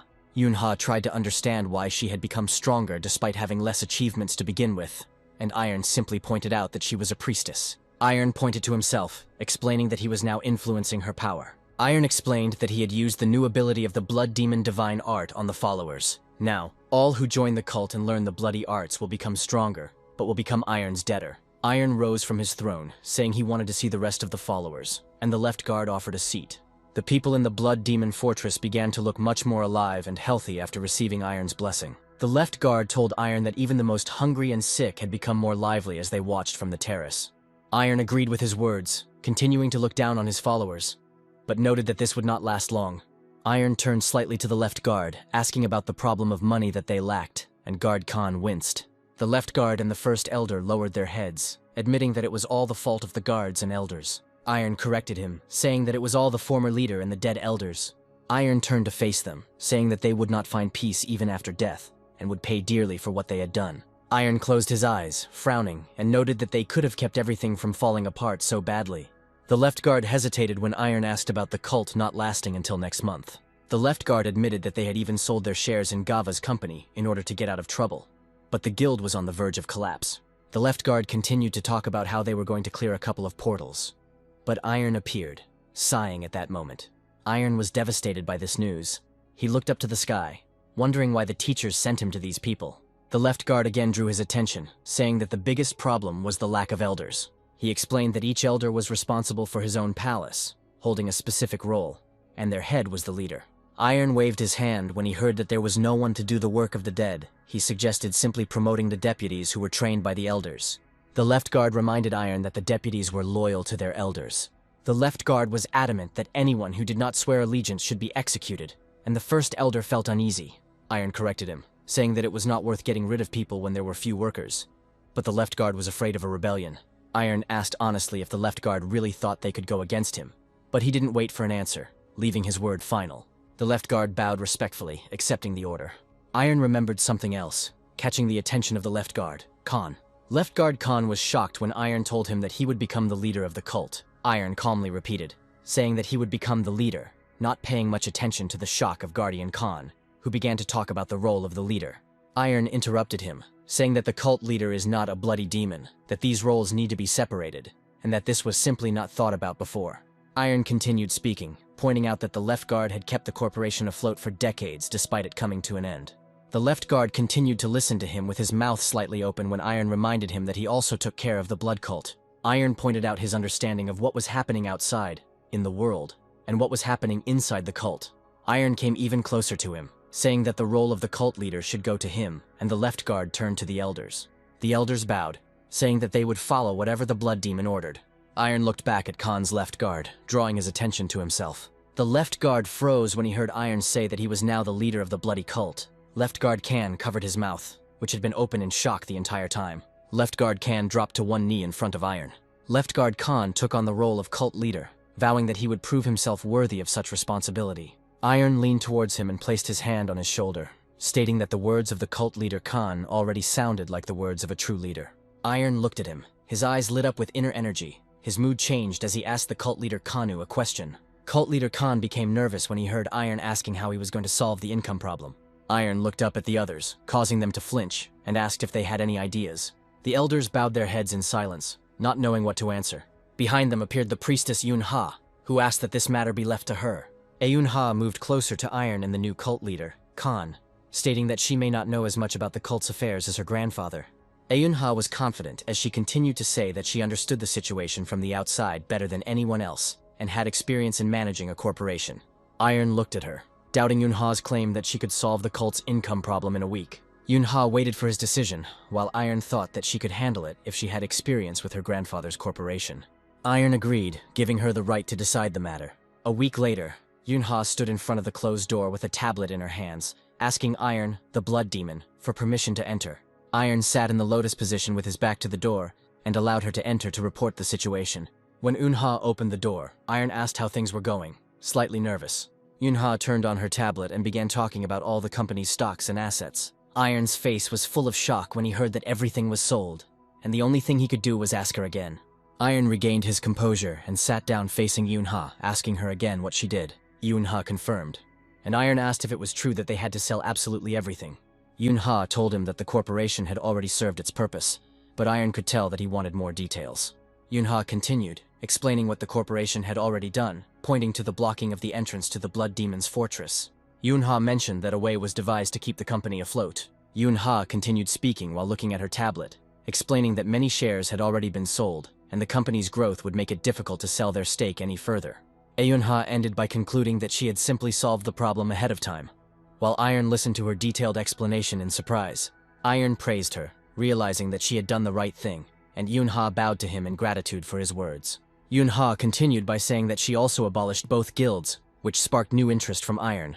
Yun-Ha recalled the conversation with the third elder, looking at Iron, who continued to sit on the floor. Iron remembered that their guilds were influenced by Hwasan, which he was not happy about. Iron thought, putting his hand to his chin, knowing full well that now was not the best time. His success in turning the cult around and subjugating the cultists was only possible due to the Blood Demon's art and connection to the cult.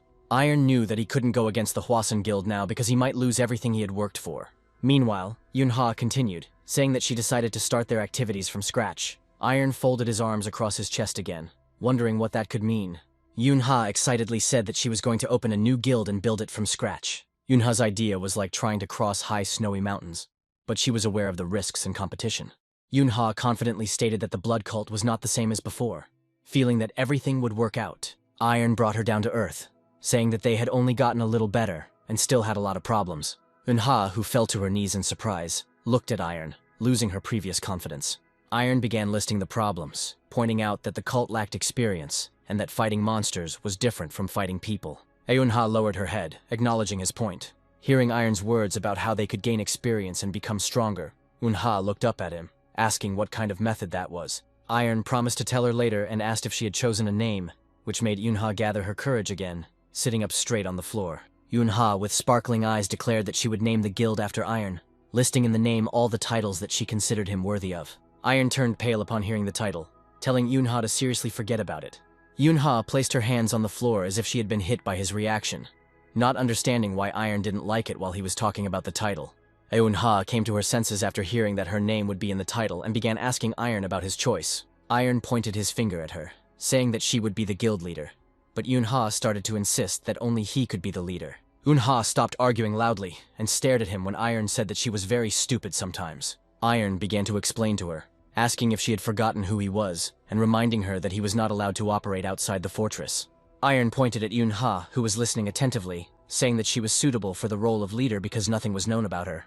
Iron concluded, mentioning that the Hwasun Guild might still be keeping an eye on him. After some time, in the D-rank portal in Namyangju nearby, inside the portal, zombie-like monsters rushed to attack like madmen. The squad member swung his sword, cutting off the fingers of the humanoid monster that was trying to grab him. The squad member swung his sword at the monster, which did not stop moving despite being wounded. The squad member plunged his sword through the monster, saying that the hunt was over, considering the monster dead. But despite the sword thrust into his chest, the monster grabbed the blade, preventing it from being pulled out, and continued moving towards the squad member. The squad member was shocked, trying to understand why the blow to the heart did not kill the monster. At that moment, the monster in front of him was cut into small pieces. The silhouette of Yunha, holding a sword in her hands, could be seen through the crumbling remains of the monster. Yunha threw an item to the squad member, explaining that the undead die from weapons covered in sacred magic, and he caught it.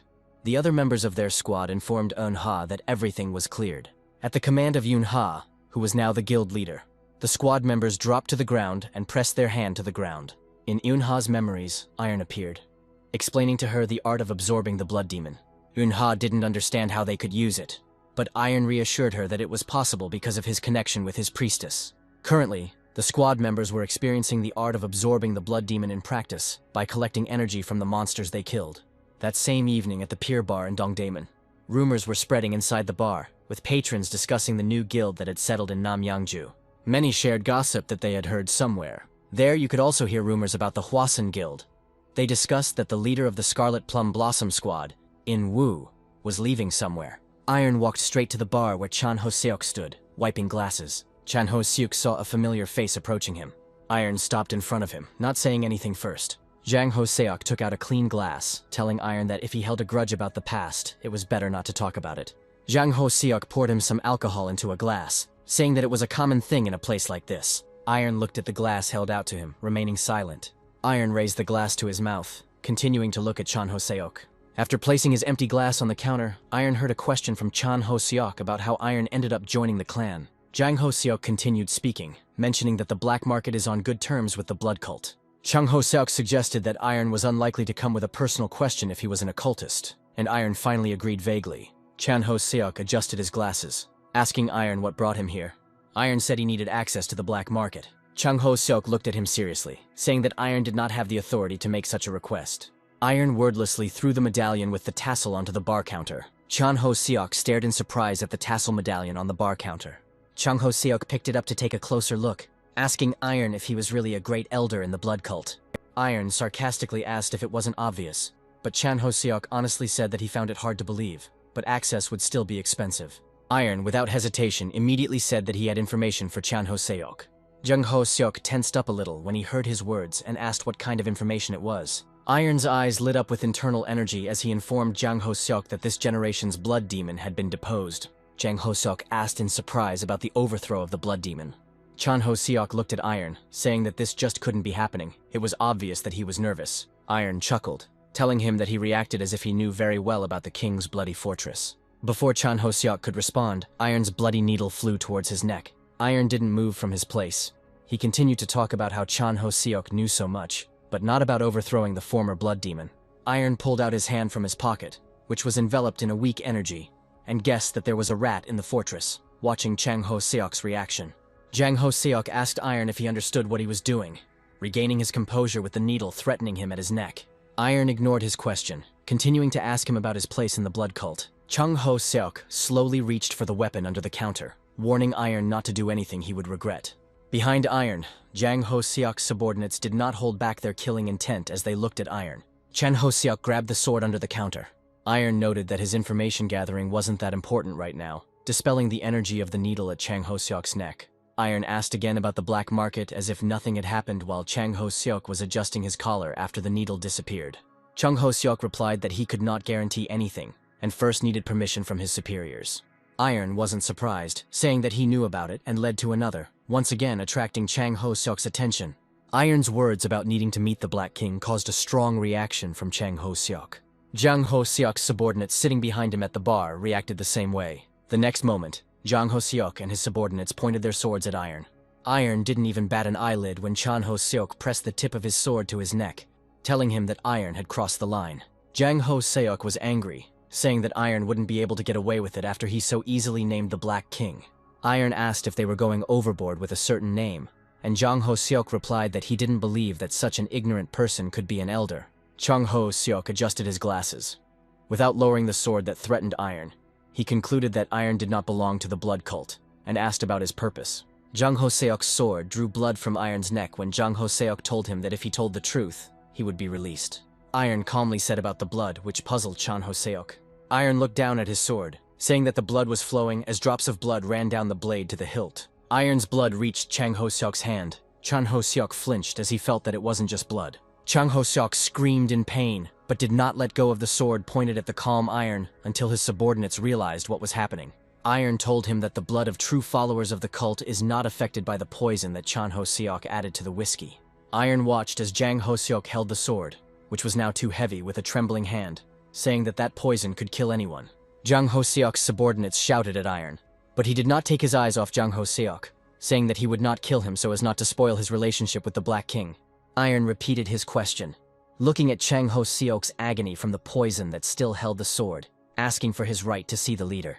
There was blood spreading on the floor around Iron. The swords were still pointed at him. Iron clarified about the Black King being saved by the previous blood demon. Games jumped out of the pool of blood on the floor, as Iron said that the Black King maintained good relations with the cult in order to get even. Jang Ho-seok's subordinates looked at the many bloody needles that were pointed at them in surprise. Iron finally turned to look at them and gave them his attention, his eyes glowing with inner energy as he announced that he was the new blood demon. Chan Ho-seok was shocked by his words, not believing that such a thing could be true. Their conversation stopped when a voice came out of nowhere, saying that Iron really did have the right to meet then. The Black King's voice gave orders to his men to bring Iron. Iron chuckled, asking if he had really been watching this whole time. Chang Ho-seok didn't understand what was happening when he heard the Black King himself speaking to them. Iron raised his hand, taking back all the blood energy and cleansing Jang Ho-seok's body of the poison. Chan Ho-seok screamed again as his body was being forcibly cleansed, but Iron ignored him, telling him to take him to the Black King. After some time, he was brought to a nightclub, near which there were a lot of people standing in line. Inside, there was a wild rave atmosphere complete with light show. Iron followed behind Chan Ho-seok, noticing that it was too noisy here. Chan Ho-seok looked over his shoulder at Iron. He thought he was worried. Iron followed behind him with a solemn face, while Chan Ho-seok thought that he was simply the ruler of a fallen world.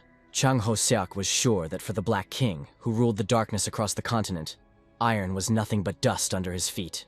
But even this confidence did not stop Chan Ho-seok from thinking about why he still wanted to see him in person. Chan Ho-seok walked up to the door where two guards were standing. One of the guards held out his hand, stopping Chan Ho-seok. The guard sternly told Chan Ho-seok that he could not pass. Chan Ho-seok turned to Iron, calmly informing him that he could not go any further.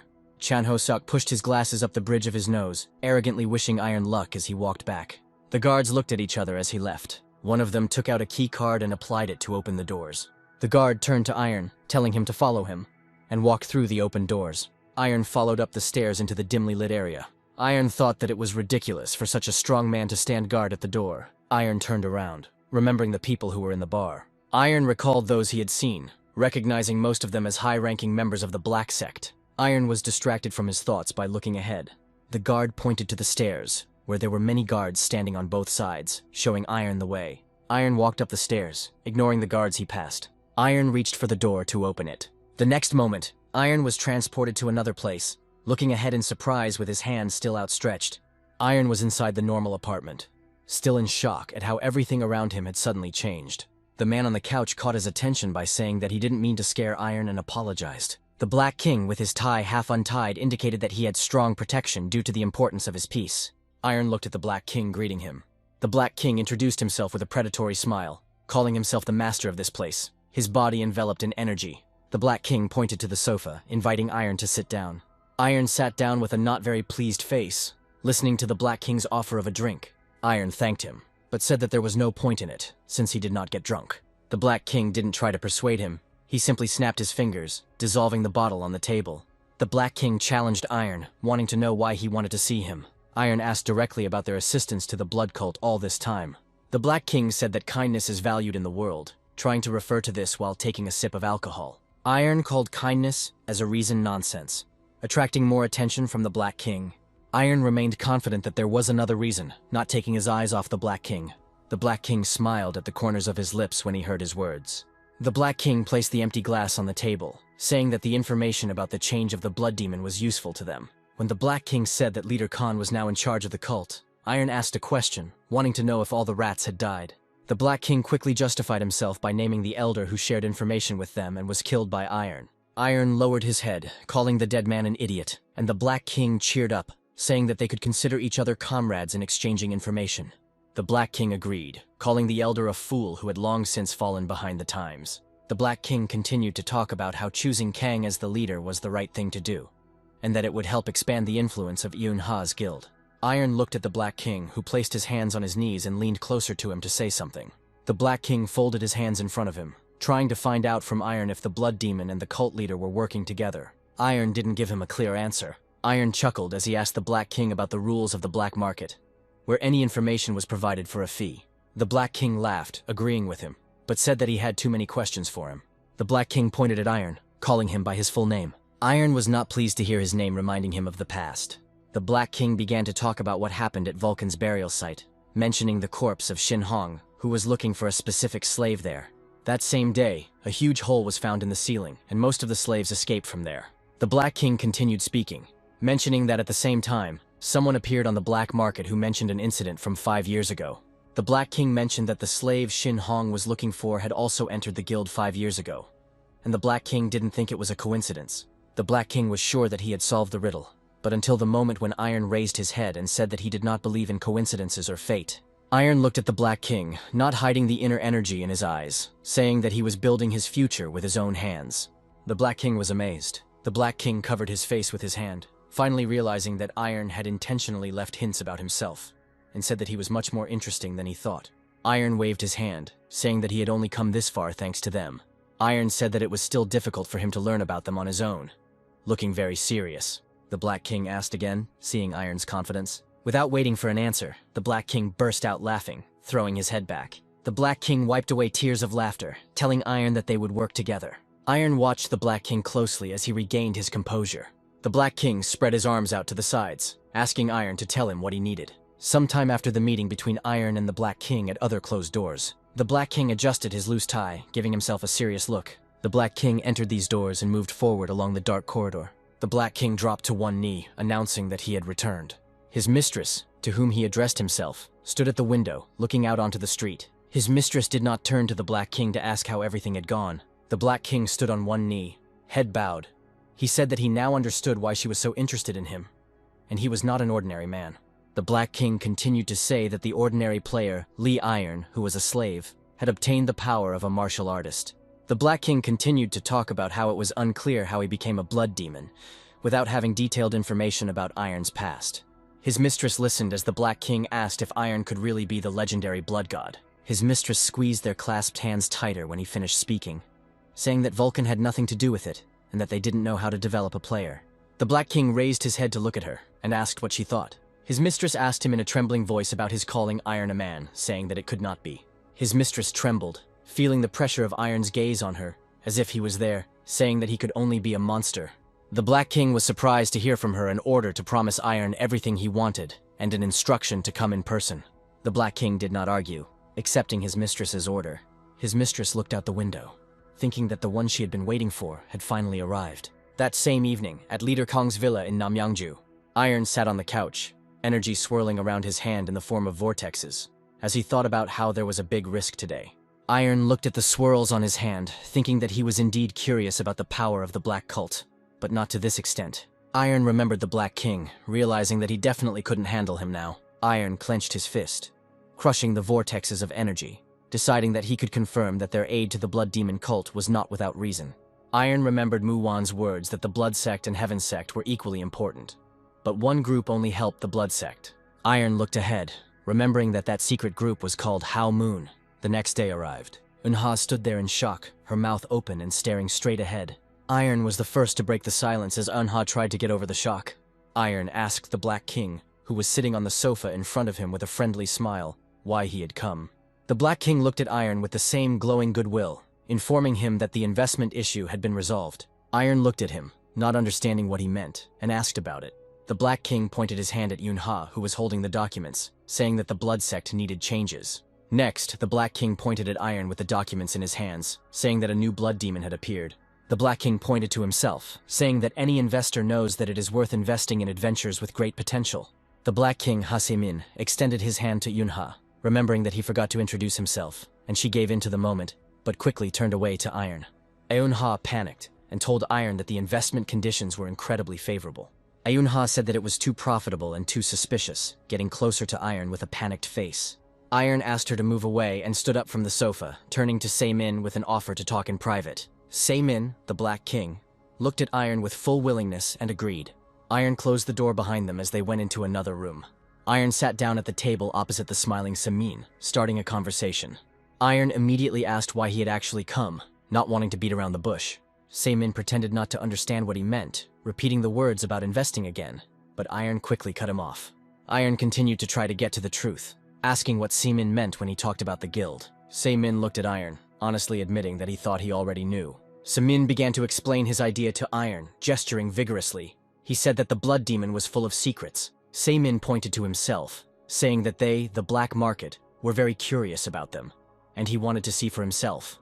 Iron asked if he was sure of his words, causing Seimin to be surprised. Iron pointed his finger up, asking if this was definitely not an order from the higher-ups. Seimin frowned, saying that he didn't understand what Iron was talking about. He had declared himself as the king of the black market. Iron watched his reaction, thinking that he had hit the nail on the head. Iron waved his hand vaguely, grinning, and said that if there was a king, then there must be an emperor. Seimin continued to frown, telling Iron that he had a bad sense of humor. Iron didn't pay attention. He asked if the king could walk like that, and received the answer that his company was good and could function without a leader. When Iron said that he was jealous, Seimin told him not to worry because his cult would face the same thing, because Seimin was going to help. Seimin told Iron that he had access to the black market, once again turning Iron's attention elsewhere. Iron noted that he hadn't received anything yet, asking what access he was talking about. But Seimin began to say that it wasn't that simple. Seimin explained that the black market is a place where information from all over the world is collected, and access allows one to get there. Seimin said that he would represent Iron's interests for the time being since he could not reveal his identity as a blood demon. Iron accepted his explanation, noticing that he had regained his composure and was beginning to act businesslike again. Iron also switched to a businesslike conversation, folding his hands into a triangle under his chin, and asked about his request. Seimin was ready to answer right away, saying that this was exactly what he was getting at. Seimin reported that he had found the magician he needed. Iron thought, remembering the mage Bondeno from the past. The skinny guy surfaced in Iron's memories. Iron truly believed that he was already dead. Seimin interrupted his thoughts by informing him that there was a problem, taking out his phone. Iron looked at Seimin's phone, which he placed on the table as he started talking about the Bondeno dungeon. Iron looked at the phone screen as Seimin spoke about how Armo's location had been exposed. The photo showed a fenced stone structure that looked like a passageway, and Seimin said that it was in the territory of the Hainem Guild. After some time, many people gathered at the stone passage in the territory of the Hainem Guild. Everyone turned in one direction, hearing the order for everyone to gather. Yuxagul, the leader of the Hainem Guild, greeted the assembled group along with his subordinates. People recognized him by the nickname Lightning Sword, rejoicing at his appearance. They greeted him respectfully, not hiding their joy at Yuksagul's appearance. One of the players on the side clicked his tongue after hearing them praise Yuksagul. This player and his comrades were cleaning their weapons on the sidelines, saying that Yuksagul was annoying him. The player shut up when Yuksagul appeared right behind him with the same smile he had come with. The player nervously tried to justify himself, not realizing how much Yuksagul could hear. But Yuksagul didn't even give him a chance to get a word in, punching the player in the gut. The player coughed up blood from the force of the blow. Yuksagul looked at the player who had fallen to his knees from the blow and was trying to catch his breath. Yuksagul called him a worm, looking at the player with disdain. The player became scared when Yuksagul began to draw his weapon from its sheath, saying that the player's head was full of demonic thoughts. The player begged for mercy, shaking with fear, when Yuksagul said that he would personally rid him of these thoughts by pointing a gun at him. Yuksagul swung his weapon at the player, intending to kill him. Another player stepped between them, asking Yuksagul to stop. Yuksagul asked the leader of the Gyodan Guild, Kang Cheol-woo, who appeared between them, if that player was one of his people. Cheol-woo looked at Yuksagul, nervous about the situation, without giving an answer. Yuksagul said that even this could not stop him from fulfilling his duty as a righteous sword, raising his weapon once again. Cheol-woo said that he guaranteed that his subordinate was not connected to the demon while he was nervous with fear behind his leader. Yuksagul became even more angry, asking Cheol-woo how dare he say that he is wrong. Cheol-woo did not give up trying to save his subordinate, saying that he would prove it in the dungeon. Yuksagul looked at Cheol-woo silently for a while. Yuksagul sheathed his weapon, saying that he would believe him. Yuksagul turned away from them, saying that he would see what would happen in the dungeon. Yuksagul walked on, leaving the two players behind, saying that they would soon be entering the dungeon. Cheol-woo shook his hand at his subordinate, saying that to people like Yuksagul, they were just pathetic dogs. Cheol-woo continued to tell him that martial artists like Yuksagul become stronger through training and insight. Cheol-woo said that such ordinary players who become stronger through fighting monsters mean nothing to them. Cheol-woo told him the only principle to survive with martial artists, advising him not to bark if he can't bite. The still trembling player listened to Cheol-woo and looked at the hand that was extended to him. The player told the leader that he understood his words and grabbed Cheol-woo's hand to get up from the ground. Cheol-woo turned to the other people, asking if they were from the Shadow Guild. Cheol-woo gave advice to the Shadow Guild boy to be careful if he wanted to survive. He smiled after hearing Cheol-woo's advice. Iron, hiding his blood-red hair and eyes under his disguise, accepted his advice, standing surrounded by his followers. Iron's hands were clasped behind his back, bloody energy gathering in them as he chatted pleasantly with the leader of the other guild. During the meeting with Se-min, he told Iron that the key to the dungeon was in the hands of the Haenim Guild. Se-min sat across from Iron at the table, saying that he wanted to figure it out on his own, but the squad had already been formed. Se-min showed Iron 2 fingers, giving him 2 options to get out of this situation. Se-min suggested disguising himself as a member of a phantom guild that rarely showed their appearance and joining the party. And the second option that Se-min pointed out was to steal the key. Se-min put his hand to his chest, saying that this was really doable and he only needed Iron's word to begin. Se-min looked at Iron with a smile, asking what he would choose. Iron's face showed displeasure and he asked Se-min if he was checking him out. Iron guessed that Se-min would charge a pretty penny for this request, and he didn't want to get into debt for such a trifle. Iron was serious when he warned Se-min not to test him. Se-min chuckled softly with the same smile upon hearing his words. Se-min folded his hands in front of him, asking Iron if he understood what the Black Cult's investment meant. Se-min stood up from his chair, coming to the conclusion that they would stick to the first option, asking for the people to be prepared. Se-min headed towards the exit of the room, wishing Iron good luck. Iron continued to sit in place until the door closed behind Se-min, thinking that he couldn't act like this forever. Iron glanced over his shoulder, not hiding the energy blazing with anger around him, thinking that it was Se-min who needed to be tested, not him. In the present time, in the dungeon, Yuksagul used his martial art. His blow caused cracks to appear on the wall in front of him. Yuksagul sheathed his weapon as the wall debris fell to the ground. The people following him flattered him about the broken wall, and Yuksagul accepted their flattery with a smile. Yuksagul turned to the other side, wiping the smile from his face, and coldly asked why everyone was standing there. Yuksagul's gaze fell on Cheol-woo, the leader of the Gyodan Guild, telling them to move forward. Cheol-woo accepted his words with a smile and politeness, telling his subordinates to move. As Cheol-woo and the others advanced, Yuksagul called them useless idiots, not hiding his disdain for the players. Cheol-woo explained to the guild members that they were acting as a reconnaissance squad, and they needed to carefully examine the dungeon and report back. Cheol-woo explained to the guild members that this was a mage dungeon, and they had to be careful not to fall into a trap as they walked forward. One of the guild members was walking a little ahead and didn't notice the magic trap under his foot that he activated. Cheol-woo rushed towards him, shouting for everyone to be careful. The inattentive culprit of activating the traps, looked at the guild leader with confusion as he rushed towards him, his hand outstretched. An explosion thundered, and the guild members covered their faces with their hands, protecting themselves from the debris and bright light. Explosions began to ring out throughout the corridor one after another as the debris activated further traps. Chul Wu, with the culprit in his arms, was thrown to the side by the blast wave. Chul Wu addressed the boy with the wounds, Min Ho by name, asking if he was okay. But Min Ho only asked for forgiveness. Chul Wu told him that there was nothing to apologize for, and took out a bottle of potion for Min Ho to drink quickly and heal his wounds. Chul Wu looked back at the other guild members, some of whom were also drinking the potion, relieved to see that there were no serious injuries. Yuk Sagul came up behind Cheol Wu, commenting that they couldn't even dodge that, calling them idiots. Yuk Sagul ignored the wounded and said that now was not the time to whine and that they needed to move on to the next area. Chul Wu asked for a break so that they could take care of the wounded and not cause more trouble later. Yuk Sagul said that nothing would have happened if they hadn't fallen into the trap, but he still allowed it. Chul Wu remained on one knee as Yuk Sagul walked away from them, shouting for the others to take a short break. Chul Wu turned around, looking around as if he was thinking about something. His attention was drawn to the Shadow Iron and his squad, disguised as a guild, who were standing calmly and waiting for them to move on. Chul Wu was shocked to realize that there wasn't a single scratch on them. Chul Wu thought about how there was not a speck of dust on them after the explosion, not knowing that Iron and the others were protecting themselves with internal energy. Chul Wu couldn't look away, thinking that they had used some expensive item to protect them. Black Swordsman Captain Zhang Ji-Su telepathically transmitted to Iron undercover that Chul Wu was looking at him closely. Iron stopped him when Ji-Su suggested taking him out, reminding him that Bondeno was not an easy opponent, and the dungeon would not be easy. From the outside, it looked like they were just standing there while Iron mentally said that they could deal with him later if necessary. At that moment, a girl ran down the corridor to the place where they had stopped for a rest, calling for her leader, Chol Wu. She pointed to the side, saying that they had found a way out. Cheol Wu accepted the news, saying that they were almost done here. His subordinate was a little nervous, not knowing how to talk about the problem they were facing. Chul Wu looked at her with confusion, waiting for an explanation. The whole group came to the right place, and saw in front of them a huge magic circle blocking the way to the door. Yuk Sagul looked ahead in surprise as his subordinate recognized the sacrificial magic circle. Chul Wu looked at Yuk Sagul, suggesting that he retreat and wait for the deactivation master. Yuk Sagul ignored him, commanding everyone to step aside, and released his internal energy, preparing to strike.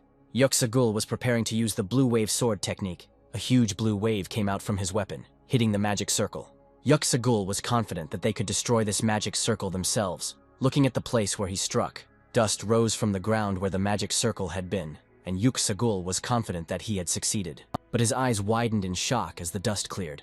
The magic circle blocking the way was intact and unharmed.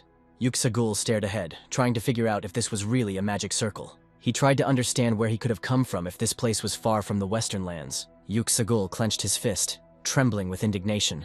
He believed that they couldn't just retreat like that. Chul Wu suggested that he retreat, but he didn't even listen to him, starting to think about the nature of the magic circle for sacrifices. Yuk Sagul turned to Cheol Wu, looking like a madman, and suggested that they sacrifice someone to pass on. Chol Wu fell silent, staring at him, realizing that this old man had completely lost his mind. Yuk Sagul turned to Cheol Wu and his guild, saying that he would give them a chance to die with honor. Chul Wu tried to dissuade him, reminding him that this was only reconnaissance and there was no need for unnecessary casualties.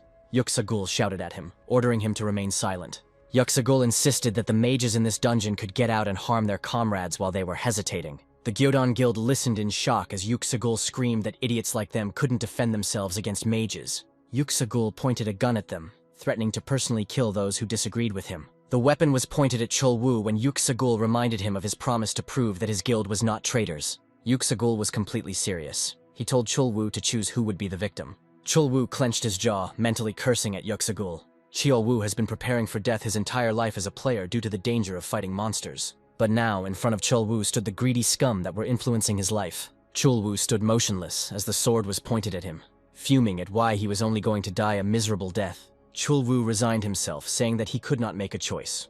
But he immediately fell silent when he heard a telepathic message asking him to tell him how Chul Wu could survive. Chul Wu glanced over his shoulder, recognizing the voice that sounded in his head. Behind him stood a disguised Iron with his squad under the guise of the Shadow Guild. Chul Wu was shocked that a normal player could use telepathy if it was a combat technique. Yuk Sagul took Cheol Wu's gaze as choosing someone outside of the Gyodon Guild as a sacrifice, but Cheol Wu tried to dispute it. Iron's voice telling him to do as he said sounded in Chul Wu's head again. Iron continued to stand calmly with his squad, telling Chul Wu that he could choose a shadow to sacrifice, stating that he should obey if he wanted to live. Chul Wu couldn't understand what was going on in his mind. He thought that Iron didn't care about his own life at all. Yuksagul was tired of watching them, rushing Chul Wu to make a choice. Iron also urged him on with telepathy, telling him that if he continued to remain silent, he would die. Chul Wu's hands, clenched into fists, trembled as he thought about how he didn't want to die. Chul Wu looked at Yuksagul and said that he chose the Shadow Guild. Yuksagul nodded, letting Iron know that they should go to the magic circle for the sacrifice. Jisoo was seething with anger at Iron, not knowing that Iron himself gave the orders, and asked for permission to beat up Chul Wu. Iron ignored him, mentally conveying the instruction that they needed to look around, and took a step forward towards the magic circle. Chul Wu and his subordinates couldn't look at the Shadow Guild that was chosen as the victim, and looked down. Iron was the first to step onto the magic circle. All the people who were assigned to the Shadow Guild stood on the magic circle, calmly looking ahead. Chul Wu didn't understand what was happening and why the circle wasn't activating. Yuksagul distracted him by saying that the circle that could withstand his attack probably needed more victims. Yuksagul said to choose the next victim, pointing out that such magicians are very powerful, and they simply have no choice. Chul Wu cursed him in his mind, finding his game of righteousness rotten. Iron gave him another telepathic message, getting his attention and telling him to choose someone else. Iron looked at Chul Wu as if evaluating him and asked him to choose who he would save. Chul Wu didn't understand how choosing a victim for the magic circle would result in salvation for the unfortunate person. Iron didn't explain anything, continuing to pressure him to choose the victim he wanted to save. Chul Wu stood rooted to the spot, looking at his shadow, not knowing whether to believe Iron or not, and trying to figure out what to do. Yuksagul yelled at Chul Wu, saying that they don't have time and that he should choose a victim. Chul Wu knew that anyone who stayed with Yuksagul would be killed, because they didn't want to spread rumors about what happened here. Chul Wu made a decision, seizing the small chance to survive rather than die at their hands. Without looking at him, Chul Wu called out Minho's name, choosing him as the victim, stunning the young man. The other members of his guild began to protest, putting themselves in the role of the victim, saying that Minho was still a child. Chul Wu yelled at them, ordering everyone to shut their mouths. Chul Wu's hands were clenched into fists so hard that his nails were drawing blood from his palms, and he repeated the order for Minho to become the sacrifice. Minho tried to calm his guildmates down by saying that their leader's decision was the right one, and he was glad to be of use to them for once. Minho bowed to Chul Wu, who couldn't look at the young man, thanking his leader for everything. Minho approached the magic circle for sacrifices. Minho was shaking with fear and his face was pale. Gathering his courage, Minho stepped on the drawn circle. With both feet inside the circle, Minho waited for it to activate, but nothing happened. Some of the Gyodan Guild members breathed a sigh of relief, but they were quickly cut off by others who realized that there had to be someone else. Yuksagul yelled at Chul Wu, ordering him to choose victims from his guild until the magic circle was activated. After some time, while Yuksagul continued to command that the next one be chosen, there were many people in the circle. Chul Wu looked at the circle that contained almost his entire guild, except for him and the second leader Yang, who stood next to him. Chul Wu felt nervous as he thought about how he had never encountered such a huge magic circle before. Chul Wu looked at Iron, meeting his gaze, not understanding how a normal player could have such power to do something to the circle. A thought flashed through Chul Wu's mind that he might actually be able to survive if there was enough room for him and the second leader, Yang. But Iron dashed his hopes by telling him it was time to choose the latter. Iron continued to calmly look at Chul Wu, transmitting telepathic messages that this would be the last chance to survive. Chul Wu was shocked when Iron directly told him to choose between life and death, meaning the choice between him and second leader Yang. Chul Wu lowered his head, looking at his shadow again. He knew very well that he wanted to survive.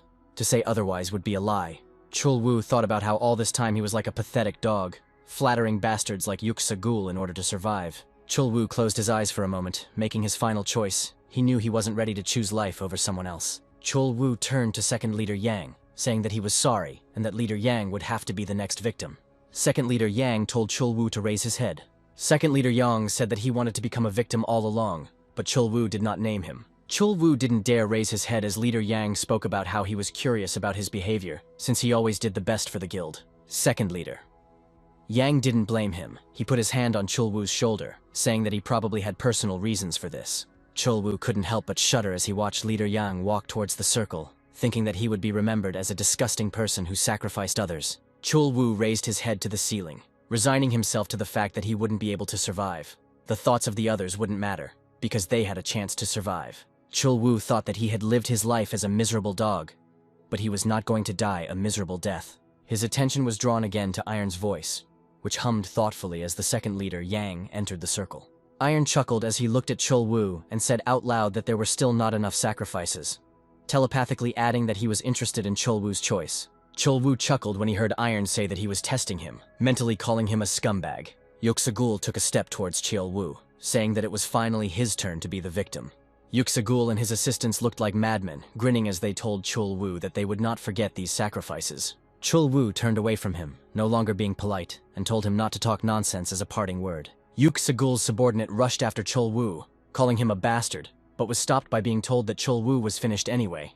Iron urged Chul Wu, who was walking into the magic circle. Chul Wu approached him, finally managing to ask if Iron was sure that everyone here would survive. Shocking his chosen victims, Iron said vaguely that they would soon see what would happen. The magic circle activated after Iron's words, causing everyone except the Shadow Guild to become nervous. Yuxagul ordered his men to get ready after seeing the magic circle activate, but he and his subordinates quickly experienced shock when they saw the glow from the magic circle beneath their feet. Yuxagul didn't understand what was happening. There was a loud explosion. Everyone standing in the sacrificial circle watched as the explosion engulfed the area where Yuxagul and his men remained. Chul Wu's mouth dropped open in shock, not expecting such a turn of events. Iron spoke up, motioning for everyone to keep their eyes open. He looked at the explosion, saying that this was the fate of those who sacrificed others. The ceiling of the corridor collapsed due to the explosion.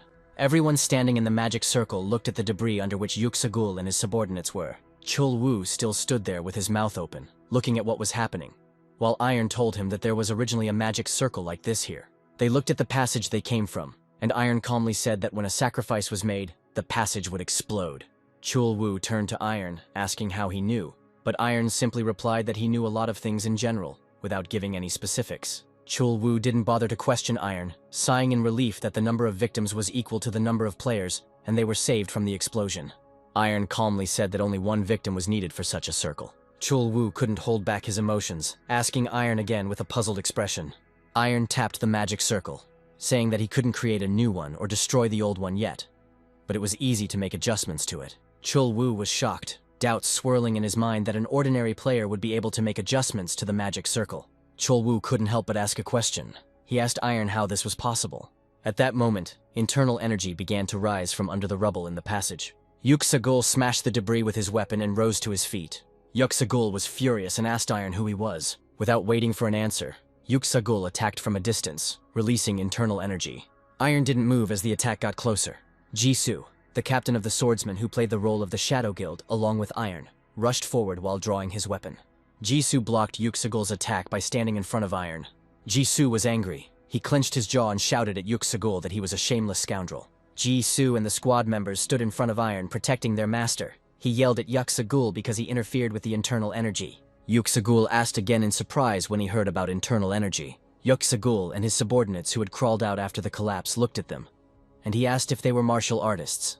Yuxagul assumed that the shadows had hidden their identities to harm them, and his subordinates shared his rage. Iron looked at his opponents carefully, noticing the weapon in Yuxagul's hands. The sword that Yuxagul held caught his attention because it was because of it that everyone around him survived. Iron knew that the debris from the ceiling must have turned them into mangled bodies. Iron gathered black balls of his internal energy on his hand, wanting to see if Yuxagul and the others could continue to stand firm. Jisoo walked up to Iron and asked if he could rely on him, bowing his head. Jisoo began to complain about their behavior, almost blurting out that Iron was a blood demon. Iron stopped him, slightly suppressing him with his internal energy. Jisoo froze as he listened to the telepathic message from Iron, who asked with displeasure if he had decided to reveal his identity to everyone. Jisoo continued to talk about how he couldn't stand by while someone almost touched Iron, and Chul Wu listened with confusion. Iron gave the go-ahead, lowering his hand and dissipating his energy. Iron turned away from Yuxagul and the others, telling Jisoo that they seemed like suitable opponents for him, to which Jisoo bowed. Jisoo was determined to show his loyalty because he couldn't do it on the day the blood demon appeared in the fortress. Jisoo believed that he had committed an unforgivable sin by not recognizing the true blood demon and drawing his sword against it, wanting to atone for his sin at least a little. Jisoo went forward and addressed his subordinates under the cover of the Shadow Guild. Jisoo said that they would get rid of their guild members' enemies. He and his subordinates were burning with determination to prove their usefulness to their master. All members of the squad rushed into the attack, full of their duty. Yuxagul was furious. He didn't understand why they were talking about him so easily, as if they had forgotten who he was. Yuxagul shouted that he was the foreman of the Great Hainam Guild, preparing to enter the battle. Jisoo launched the first sword strike, which Yuxagul blocked. Yuxagul was surprised to feel the power of Jisu's attack. Jisu told Yuxagul that his sinful soul would be washed away with blood while their swords were crossed. The rest of the Shadow Squad rushed to attack after their captain. Yuxagul's subordinates entered the battle to help their superior. Iron sat on the ground to the side, calmly watching the battle, while Cheol Wu and his men stood behind him in shock. Cheol Wu hesitantly asked Iron if he should help them, and Iron turned to him and asked again. Iron looked back at the fight, asking who Cheol Wu wanted to help. Cheol Wu started to reply that he naturally wanted to help his people, but he stopped, looking up at the battle. Jisu's subordinates pressed back their opponents. Looking at them, it seemed like they didn't need any help. Cheol Wu and his men watched the battle with their mouths open, not believing that Shadow was defeating the warriors from Haenim. Jisu was pushing Yuxagul himself before their eyes. Jisu displayed amazing swordsmanship while Yuxagul defended himself from his attacks. Iron looked at them calmly, continuing to talk to Cheol Wu. He said that he needed experience points, and Cheol Wu asked again, not understanding. Iron kept his eyes on the battle, stating that it was time for them to understand what modern martial arts were. Jisu felt a little uneasy at that moment as he continued to attack Yuxagul, who definitely felt weaker than him. Jisu looked at Yuxagul, not understanding why there was such calmness in the air during their battle, in which he was at a disadvantage. Yuxagul parried the new blow and asked Jisu if he belonged to the Wanderer sect. Yuxagul looked at Jisu's sword, stating that it was weak and most likely hadn't trained enough. Jisu launched another attack, causing Yuxagul to jump back into the distance. Yuxagul tightened his grip on his sword, pouring internal energy into it, and decided that it was time to show Jisu. Yuxagul raised his sword above his head, his entire body enveloped in inner energy. He was about to show true swordsmanship to Haenim. Jisu watched him carefully, not expecting such a turn of events. Jisu jumped from his spot, closing the distance between them. Jisu moved towards Yuxagul, noting that the opponent's expression had changed. Jisu attacked Yuxagul, knowing that his expression indicated that he wanted to end everything. Yuxagul's sword stopped Jisu's attack without much effort. Jisu was surprised. He had accurately aimed at the open area, but his sword attack was blocked. Yuxagul called out a call of speed before Jisu could fully analyze the situation.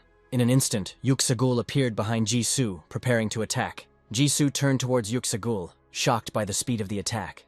The sword almost touched Jisu's eyeball. In a split second, Jisu dodged Yuxagul's attack. Jisu was shocked. There was a small cut on his cheek from me, Yuxagul. The floor beneath Yuxagul's boots broke as he took a step. Yuxagul uttered the next name, summoning his strength, and prepared to strike again. Yuxagul swung his sword, leaving behind a trail of energy. Jisu blocked his sword with his own, trying to stop the attack. He was still amazed at how Yuxagul had changed. Jisu deflected Yuxagul's attack, and the floor around them crumbled. Jisu continued to block Yuxagul's sword, focusing his attention on it. Yuxagul took advantage of the moment and kicked Jisu in the ribs. Jisu coughed up blood, slowly boiling. Jisu had to jump back to put some distance between them. Jisu, who had blood flowing from his mouth, looked at Yuxagul, trying to understand what he had done that his strength and speed had become stronger. Yuxagul once again uttered the call to use inner strength out loud. An internal force swirled around Yuxagul, lifting the debris from the floor. Having reached his maximum point, Yuxagul rushed to attack Jisu. Their swords clashed in battle. Jisu tried his best to defend himself from this attack, but it wasn't enough. Yuxagul's inner strength pushed Jisu back. Yuxagul stood and watched as Jisu crashed into the wall behind him with great force, and spoke up about how he didn't understand what was happening. Yuxagul continued to tell Jisu that he was a head stronger than him before, as Jisu tried to get up from the strong blow. Yuxagul swung his sword again, saying that he should personally enlighten such a moron. Yuxagul proudly said that this was the power of a divine weapon while looking at Jisu. Meanwhile, Jisu was seething with rage, angry that he had suffered such humiliation in front of the bloody demon. His killing intent grew as he prepared to finish off Yuxagul for his humiliation, and Jisu gripped his sword tighter as he rose to his feet. Yuxagul mocked him, asking what Jisu should do now. Yuxagul summoned his rage, moving again. Jisu was shocked when Yuxagul disappeared from his sight and appeared behind him. Yuxagul prepared to strike, saying that rage was not something weaklings could do. Jisu turned to face him, seeing the sword approaching incredibly fast, and realized that he wouldn't be able to dodge it. A voice echoed through the room, ordering them to stop, causing them both to freeze. Yuxagul was shocked to realize that his body was unable to move. Iron calmly moved towards them, emitting a killing intent that subdued them, and asked Jisu if he understood his difference from the others. Iron continued to talk to Jisu, saying that Yuxagul was nothing, and that there were 100 stronger warriors with better weapons in Haenim. Iron asked if it was now clear to Jisu and his squad what price they would have to pay if they followed the previous master's precepts. Jisu turned to Iron, humbly saying that he understood everything, and the belief that warriors should not rely on their weapons was wrong. Yuxagul was shaking, unable to move under the pressure.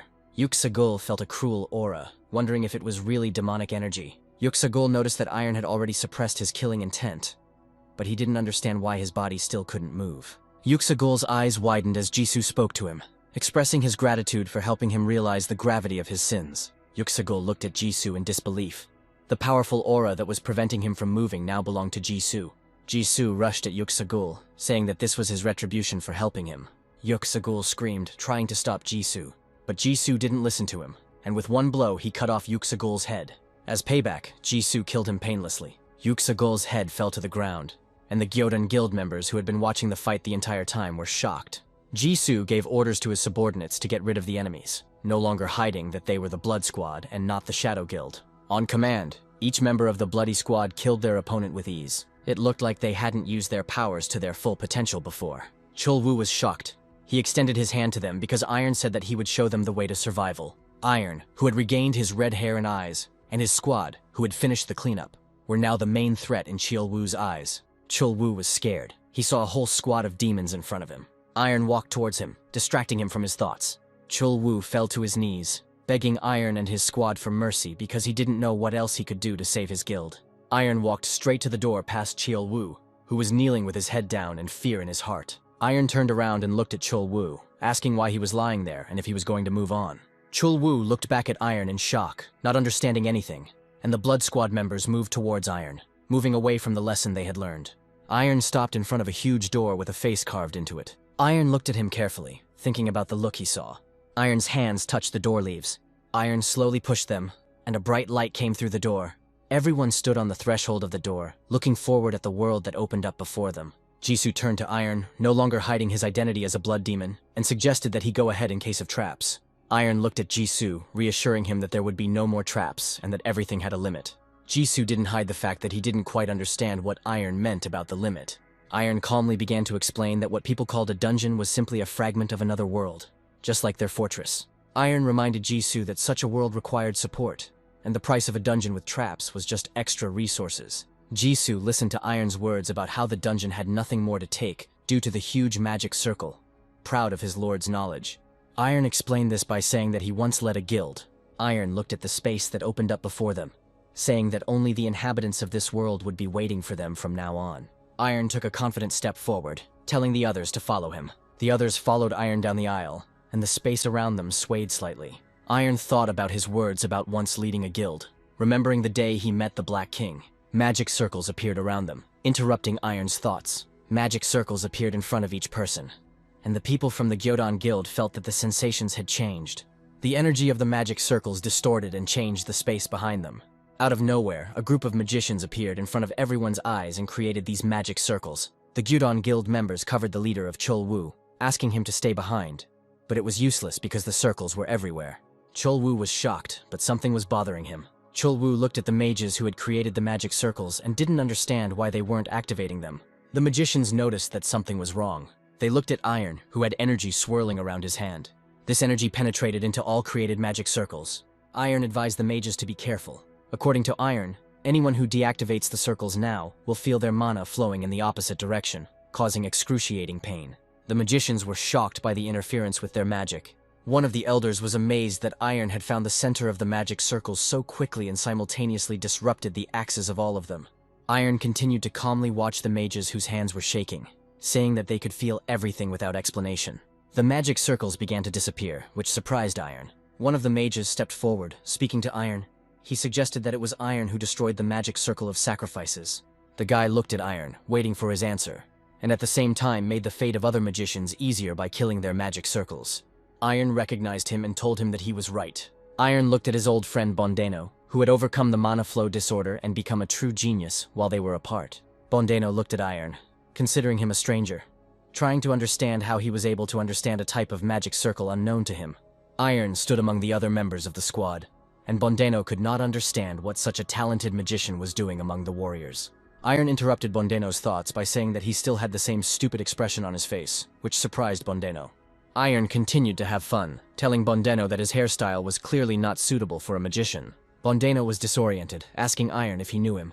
Iron said that he knew, of course, how could it be otherwise? Iron said the words that he came to save him, calling Bondeno by name, and this made Bondeno even more surprised, remembering the past. A moment from the past surfaced in their memories, when Iron tried to escape from pursuit. 3 people were chasing Iron, not lagging behind him even a step. Iron felt that sooner or later his pursuers would catch up with him. He had no chance at all to break away from them. Iron's attention was drawn to a telepathic message showing him the way. The pursuers saw Iron dash into the alley. The pursuers reached the alley and stopped. They looked ahead in surprise, not understanding anything. The alley was completely clear. They wondered where Iron could have gone. One of the pursuers didn't want to waste time thinking and assumed that Iron had jumped to the other side. The pursuers rushed after him, jumping over a high wall in a few leaps to catch up with Iron faster. Iron couldn't believe he had managed to fight off the pursuit. Iron and Bondeno were sitting in that alley in Bondeno's magic circle, which hid them from the others. Iron turned to the then stranger and thanked him for Bondeno saving him. Iron was worried that helping him would only bring the guy problems and asked him to leave quickly. Bondeno ignored the words spoken, asking him if it was true in front of Lee Iron. Iron was surprised that this guy knew him. Iron watched Bondeno rise to his feet and asked him how he knew him. Bondeno turned around and said that he and Iron were alike, and that was all. Bondeno confidently told Iron to follow him, intending to help him get out.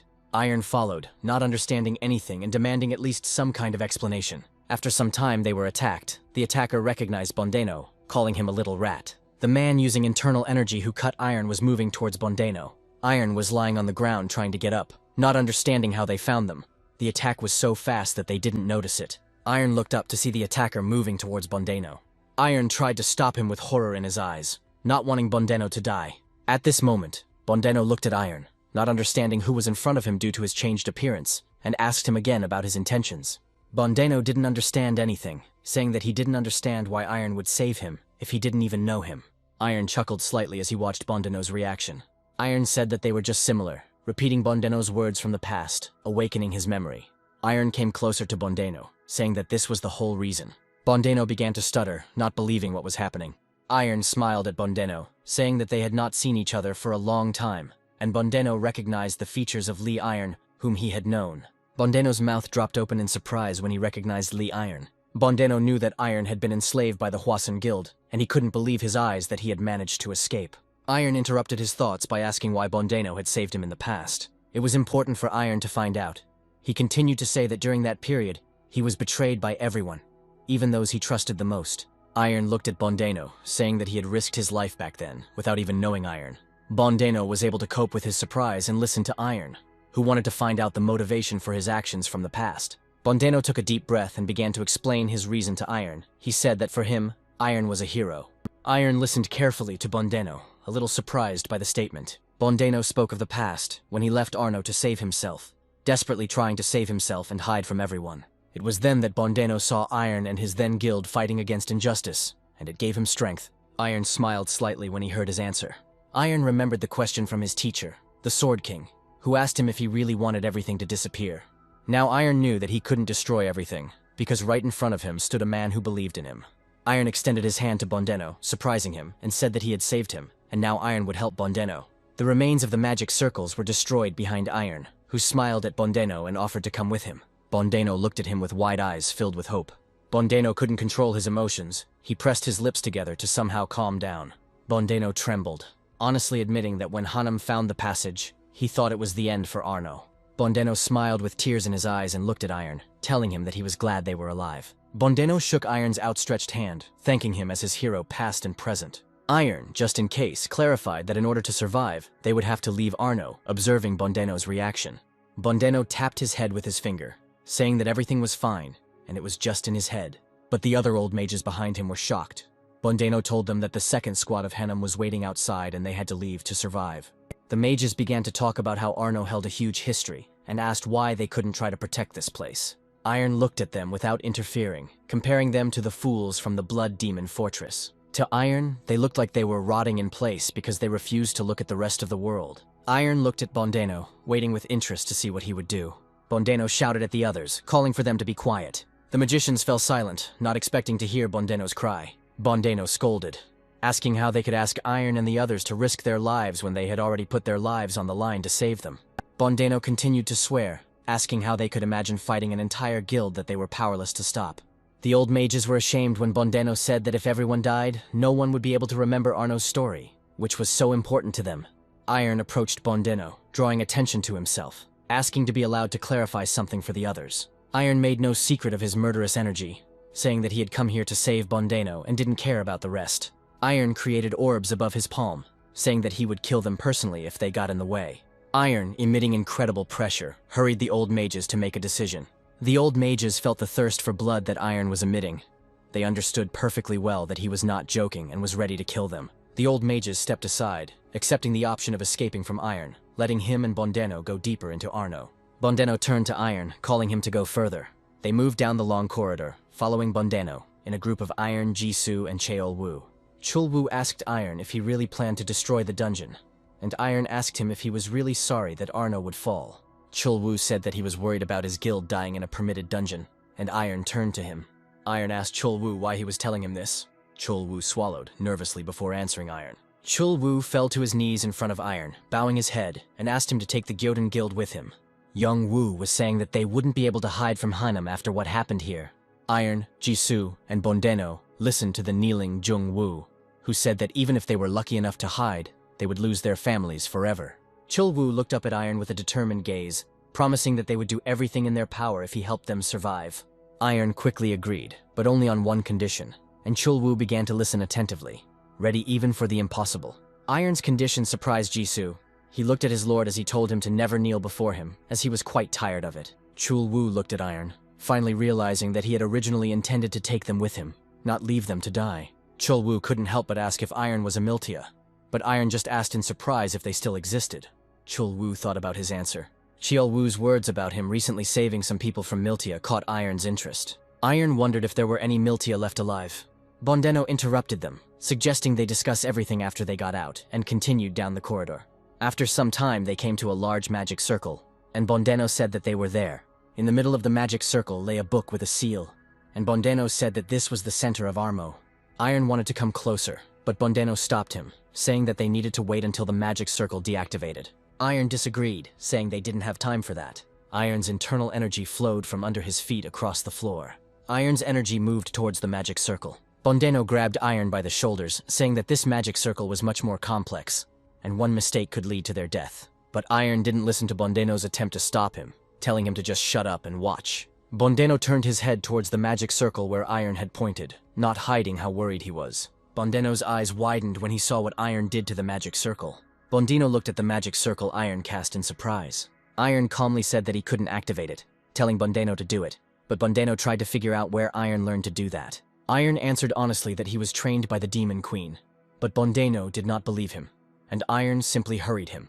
Bondeno knelt before the circle, saying that he was the great genius of this time, and everything should work out. Bondeno shouted a spell, and a pillar of light rose from the center of Arno where the book lay. The energy of iron and magic mixed around it. Iron calmly watched as the original magic circle dissolved under the influence of the cast magic circle. When it was all over, Iron walked forward. Iron approached the pedestal on which lay the book that was the center of Arno. Iron placed his hand on the book, which was enveloped in energy. Iron's eyes widened as he saw something he didn't expect. A system message appeared in front of Iron, saying that the book was a fragment of Einhart, and that a contract could be established. The center of the system was the power that awakened players received, and it was something that Iron was very familiar with. Iron looked at the system window in front of him, thinking that he was sure he had lost the center of the system, since he hadn't seen the system windows for a long time. Iron remembered the last system window he had seen, where there had been an offer to become a vessel for chaos. Iron pressed his hand to his chest, confident that there was no center of the system inside him, only trapped chaos. Iron was trying to figure out if chaos could replace the center, and Bondeno approached him worriedly, asking if he was okay. Iron turned to him, asking if Bondeno had ever received notifications from the system, but Bondeno said that was impossible. Iron looked at Bondeno and asked how he became the master of the dungeon. Bondeno remembered the ritual in which he spilled his blood into the magic circle that Iron destroyed and told about it. Iron looked back at the system windows in front of him, deciding he needed to try it out for himself. Iron gave the registration command. The book that was the center of Armo was brought to light. Several system windows popped up in front of Iron. They said that Iron had registered as the new owner of the fortress. The next system notification asked if Iron would accept the position of master of the Blood King's fortress. Iron tried to understand why they were talking about the fortress again, since Iron had already managed to establish a connection with its center. Iron continued to look at the last system message, trying to figure out if he could have failed to meet all the conditions up until this point. Iron repeated the registration command again, giving his consent to become the master of the bloody fortress. Iron kept his eyes on the system window, waiting for the next message. A smile spread across Iron's lips. Without turning around, Iron called out to Bondeno, who had been standing behind Iron the whole time. Iron was pleased to report that there would be no need to get rid of Armo. The system messages in front of him informed him that Iron was now the master of two worlds and could unite them. Iron looked at the last system window, which asked which world he wanted to make the main one. Iron didn't even have to think. He immediately named the fortress of the Blood Demon. A bright light spilled out from the system window, filling the entire room, and Jisoo and Bondeno covered their eyes with their hands to avoid being blinded. Bondeno rushed towards Iron, worried about him and shouting his name. Jisoo rushed towards Iron, worried about the Blood Demon. Iron stood with his back to them, ignoring the overly bright light in front of him as they rushed towards him. They almost managed to reach Iron when the light swallowed everything around. Outside the dungeon where Hanem's second squad was waiting, light illuminated everything around the entrance. The members of the second squad of the Hanem Guild looked at the entrance to the dungeon in shock. The dungeon disappeared right before their eyes, leaving behind a small hole in the ground. Jisoo opened his eyes, frowning, trying to figure out what happened. Iron asked what he was doing, and only then did Jisoo realize that he was holding Iron's leg tightly while lying on the ground behind him. Iron and the others were transported to the Blood Demon's fortress, and Bondeno and Jisoo ended up on the ground right behind Iron. Jisoo took out his sword, about to punish himself for daring to touch the body of the Blood Demon. But Iron stopped him, asking him not to exaggerate. Everyone who was in Arno had been transported to the fortress, and were now trying to understand how it had happened, remembering only the sudden flash of light. The leader, Kan, moved towards their group, enveloped in his own inner energy, asking if the unknown people had any idea where they had ended up. Leader Kan moved towards them, saying that he didn't care how they got here, but they wouldn't get out of here alive. Jisoo turned to him, and Leader Kang restrained his energy, asking the Blood Squad captain in surprise what he was doing here. Iron, who was standing a little to the side, simply said that he had transported Arno to their fortresses, his statement surprising both Jisoo and Leader Kang. Iron pointed to the dumbfounded Bondeno and Chulwoo behind him, telling Leader Kang to say hello to their new men. The old magician Jekyll asked in confusion what was going on here. Iron, remembering something important, turned to the people he had transported here and asked for a moment of their attention. Iron, enveloped in his energy, raised his hand, stating that they had tight security in the fortress, and he needed to set some restrictions.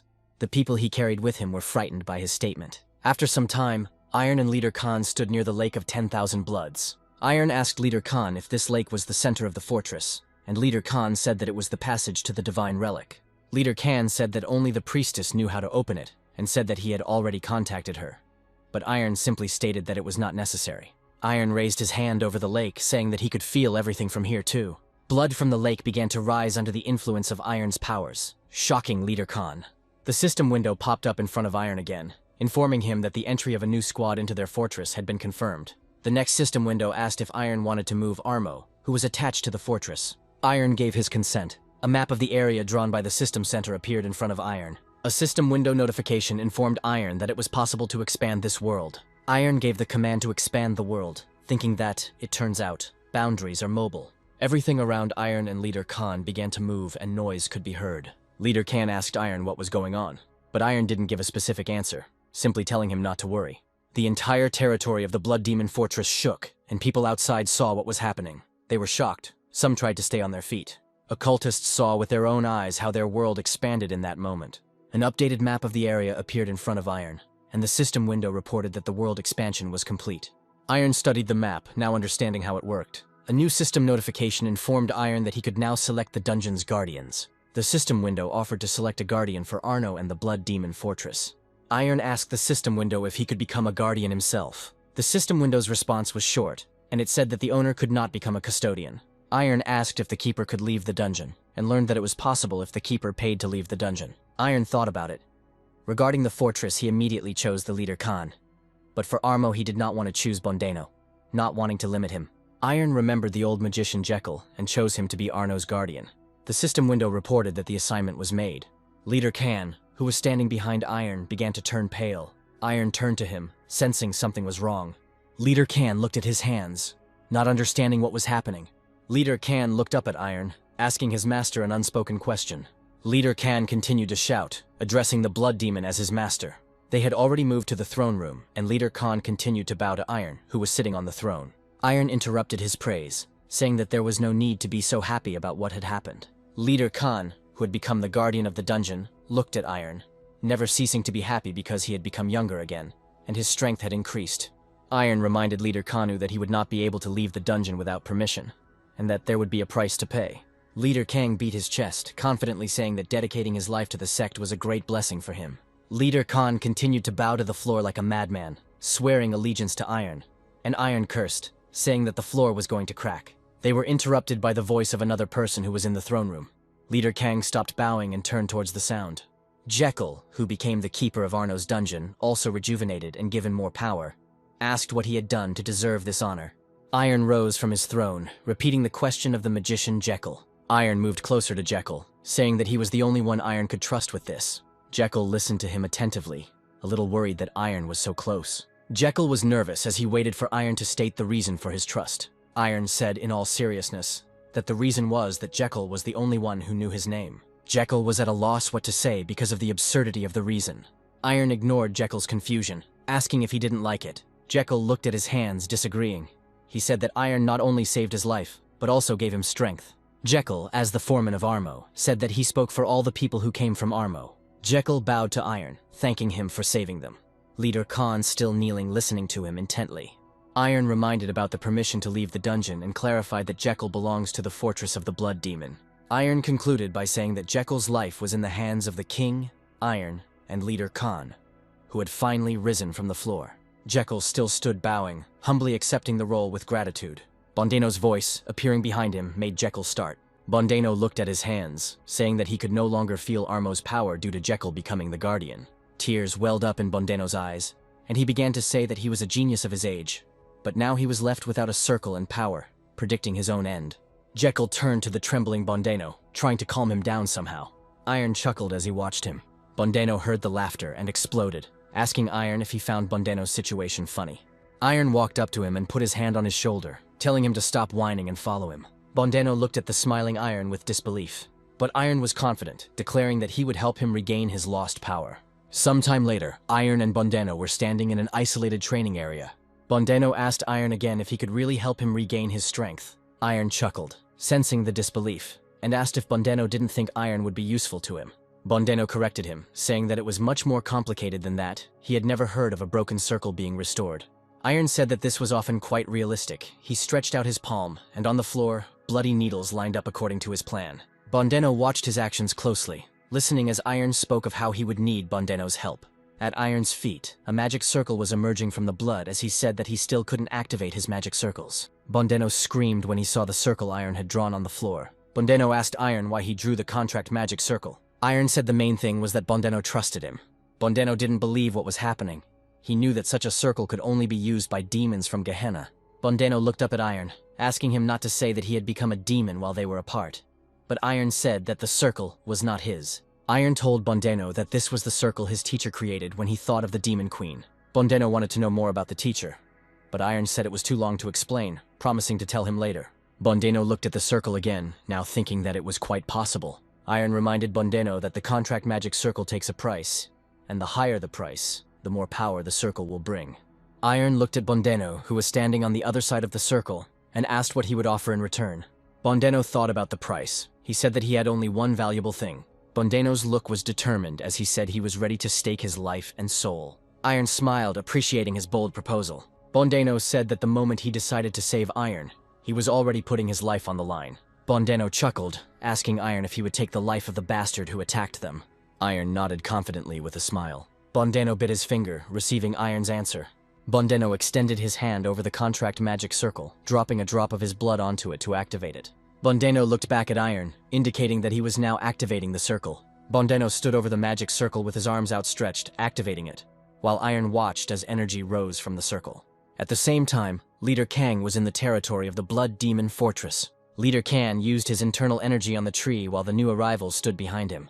Leader Khan turned to them, informing them that there should be enough materials to restore them, and they bowed to him in thanks. The area was in full swing of restoration work. Someone was shouting that they needed help. They were building new houses. Leader Kang called out to Captain Jisoo, who was standing behind him. Leader Kang couldn't help but smile as he said that everything was going well. Jisoo told him that it was all because Leader Kang brought the Blood Demon, because without him, it would have been much more difficult. Leader Kang told Jisoo that Iron himself had sent him. There was no credit for this from Leader Kang, and he wanted them to be able to repay him for his favor.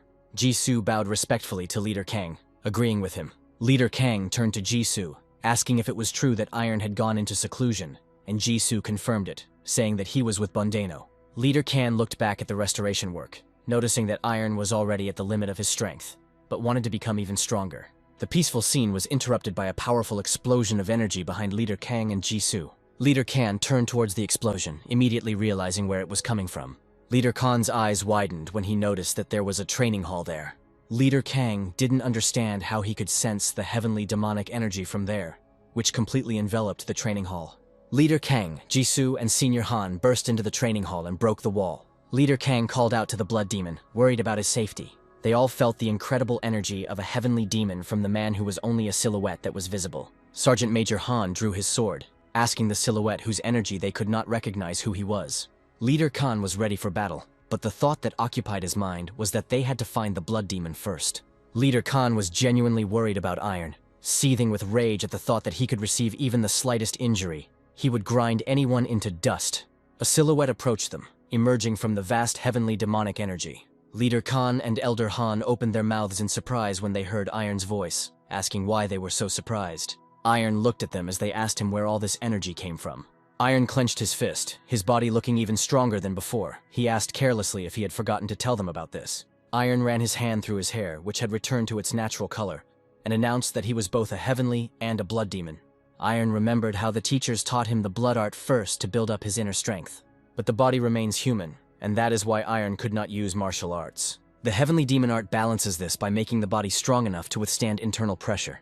But the celestial art does not work by itself without the power of the sexta of the celestial demon, which works like forging iron in a forge. Leader Khan, when they first met, told Iron that they did not maintain contact with the heavenly sect.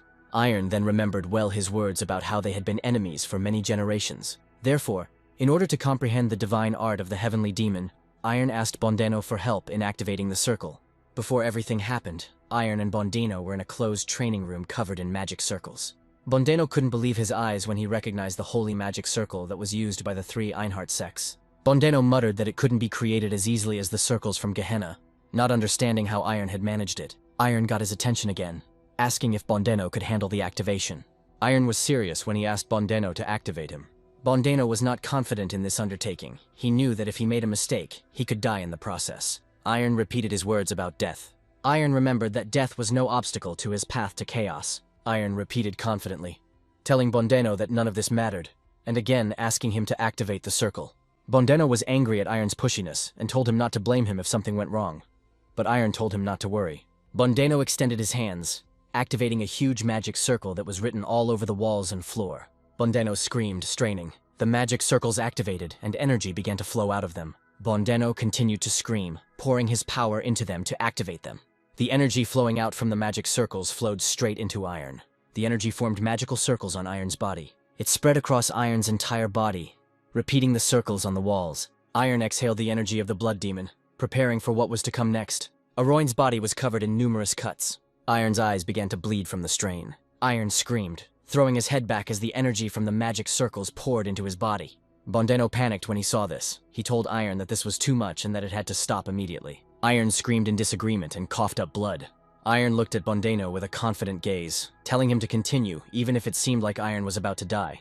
Bondeno didn't stop, thinking that an ordinary person would have long since lost consciousness from the pain.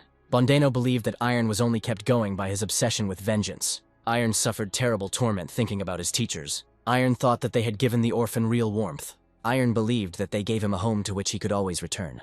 He remembered them with warmth as he moved on, wanting to feel their body again at least once. It was these thoughts that helped him survive the hellish torment. Light appeared around Iron as the magic circles completed their work, filling his body with the energy of the heavenly demon. Bondeno reached out to him, afraid for Iron. The gears inside him that Mu Wan had once spoken of when explaining the sequence of study began to move again. They adopted a new position thanks to the development of Iron's martial arts. In the present, Iron stood in front of Leader Kang, Chief Han, and Jisoo. Leader Kang looked at him in surprise, thinking that usually these opposing martial arts could not coexist together. But right before his eyes, Iron was controlling the energy of both the heavenly and blood demons. Leader Kang asked Iron if he really combined two arts at once, while Chief Han sheathed his sword. Iron said it was a stupid question, causing surprise among his followers. Iron raised his hand, releasing some of his internal energy, saying that the two arts used to be inseparable. Iron continued to say that everything stems from the divine demon. Iron offered to show them in practice, telling them to move to a more suitable place. Iron pointed to Bondeno, who was lying unconscious on the ground, asking to be carried back to Armo, and the others only noticed him. After some time, they stood at the wall of the fortress. Iron chose this place, saying that it was ideal.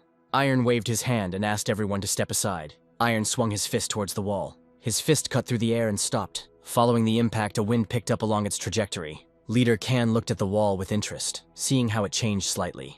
At the same moment, a powerful internal energy passed along the trajectory of the blow, digging a trench in the ground. Leader Kanu and the others had to cover their eyes from the brightness of this sight. The internal energy crashing down on the fortress wall. Where Iron's energy had been concentrated, there was now a neat hole in the wall. Iron said that this technique was called Shining Void, and the others behind him opened their mouths in shock. Leader Kang couldn't believe it when he saw the heavenly demon's divine art with his own eyes. Iron clicked his tongue, not listening to Leader Khan's surprise. Iron looked at his hand, muttering in displeasure that he thought so, that it was too much for him. The surprise on Leader Khan and Chief Khan's faces turned to concern when they heard Iron's words. At that very moment, the hand that Iron had used to demonstrate the heavenly demon technique was torn apart. Leader Kang and Chief Han shouted at the same time. Chief Han didn't know how to approach Iron, and Leader Khan was shouting for someone to call a doctor until Iron stopped them. Iron said nothing serious happened and his arm recovered almost immediately, returning to its previous healthy state. Iron looked at his restored arm, thinking that it was clearly hindering him, and he couldn't use martial arts even a little. Iron was determined to get stronger faster. He knew that if he faced that guy now, he would hardly win. Iron called out to Leader Khan, who was still recovering from the shock of everything he had seen. Iron asked him to tell him that he needed to change his image. A few days later, at the B-rank portal in Namyangju, Yunha repeated the information to the guild members that a new member would be joining them from today onwards. The guild members felt uneasy knowing who exactly was coming to see them. Unha asked them not to talk too much so that he wouldn't stand out, and Iron appeared behind her, asking why they were standing still. In an instant, Yunha and the rest of the guild members fell to their knees to greet Iron, but he asked if it wasn't too strange. Iron told them to get up, reminding them that he had already explained why he had come to the guild. Some time ago, in the guild office, Iron was talking about how he needed training in real combat, so he would join them. Yunha sat on the floor in front of him, saying that she would immediately hand over the leadership rights to Iron, but Iron stopped her. Iron thanked her for her efforts, noting that the guild's reputation had risen and people were talking about it. Yunha listened to Iron's words about how it would be strange if she left her post, and his name should not be revealed so as not to be caught by Vulcan. Si Min, the Black King, intervened in their conversation, saying that he was also interested in this point. So Min asked Iron why he was clinging to his old name when he wanted to create a new image. Iron waved it off, saying that no one would check everyone in the guild anyway, and that the leader Yunha handled all the affairs. Iron mentally added that this way his teacher would be able to find him if he was still alive. Currently, Iron was fighting monsters at the gate. Iron used the art of the heavenly demon, honing his skills through practice. With each blow, his arm was torn apart, but Iron didn't pay any attention to it. Seimin noticed his progress, noting that they had only gone on a few raids, but he was already having trouble sensing his presence. Seimin asked Iron if he still had the strength of a player. Iron's arm recovered while he was asking Seming if he noticed right away, and talked about how he didn't have a system core. Iron commented on Seimin's actions, asking if he was that bright-eyed. Semin frowned, understanding the hint. Iron changed the subject, looking at the new monster. He asked Seimin what his purpose was in coming to help with the raids. Seimin began to speak to the point, mentioning that Hainam suspected that an unknown group was involved in what happened in Arlo. Iron killed the monster, calmly talking to Seimin about how Hainam didn't know about Bondeno. Otherwise, he would have sent a stronger squad. Seimin corrected him, saying that the Hainam higher-ups were aware. Iron's arm was recovering from the attack when he asked Seimin how he knew about this. Seimin revealed that he himself sold them this information, explaining his confidence. Iron stood over the monster's corpse, saying that Hainam had intentionally sent the people to their deaths. Seimin nodded, saying that the Hainams were determined to use this as an excuse. Iron became interested, asking if he meant the Iron Sword Alliance. Seimin nodded, confirming Iron's guess. Seimin explained that Hainam had his eye on their territory after absorbing Ganghwa and Icon. Seimin continued his explanation, saying that Hainam was going to blame the Alliance for the failure of the operation and the murder of the Elder. Iron chuckled, knowing that they were planning to start a war, and he was very interested in how the Alliance would react. Seimin replied that they had already started to act towards Yunha's guild, which got Iron interested in it. At the same time, Chul Jung-hui, the leader of the Iron Sword Alliance, struck the armrest, shattering it into pieces. Chul Jung-hui was shaking with anger as he spoke about the bastards from Hainam. Anger raged within him as Cheol Jung-hui understood the rules Hanem was going to play by. Chul Jung-hui looked up at his interlocutor, asking what the others were saying about this situation. Guild leader Do Jong-hui responded to Cheol Jung-hui by telling the others to remain silent. Chul Jung-hui still didn't believe it and was angry, asking Do Jung-hu if the Hanem were really going to start a war with them. Chul Jung-hui stood up from his seat, saying that they needed to prepare to fight back, and that they needed to gather everyone from their territory. Do Jung-hu asked what to do if someone refused. Chul Jung-hui said that anyone who disagrees will be considered a pawn in the hands of the devil, because the alliance stands for justice. After some time, Iron entered the office, dressed in a decent suit. Iron asked the secretary who was in the office, and she became nervous when she met Iron, but told him that the guest was from Docheon. Iron asked again about the Docheon Guild, slightly displeased. At this point, 3 men came out of the office, saying that their proposal should be considered and that they should contact him as soon as possible.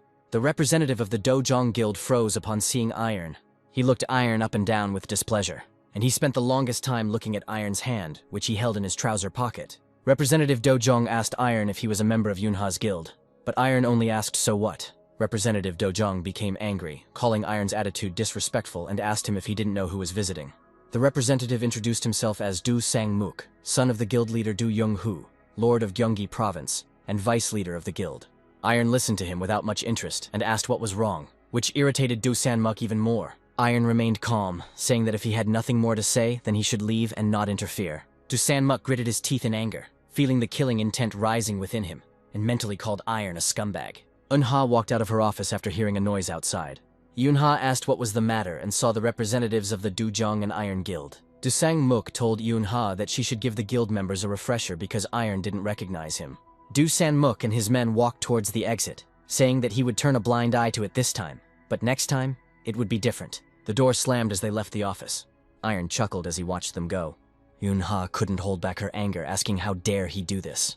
Eunha was filled with murderous intent and was ready to tear Do Sang-mook to shreds for his treatment of Iron. Iron told her to sit quietly, unless she wanted to start a war with the Alliance, and asked why he had come. Eunha turned to Iron, telling him that he had suggested that the guild unite. Iron asked if he meant an alliance. But Eunha, unable to contain her anger, said that Du Sang-mook said that they should join the Dojeon Guild. Eunha said that she refused right away, but Do Sang-mook told her that they should think again.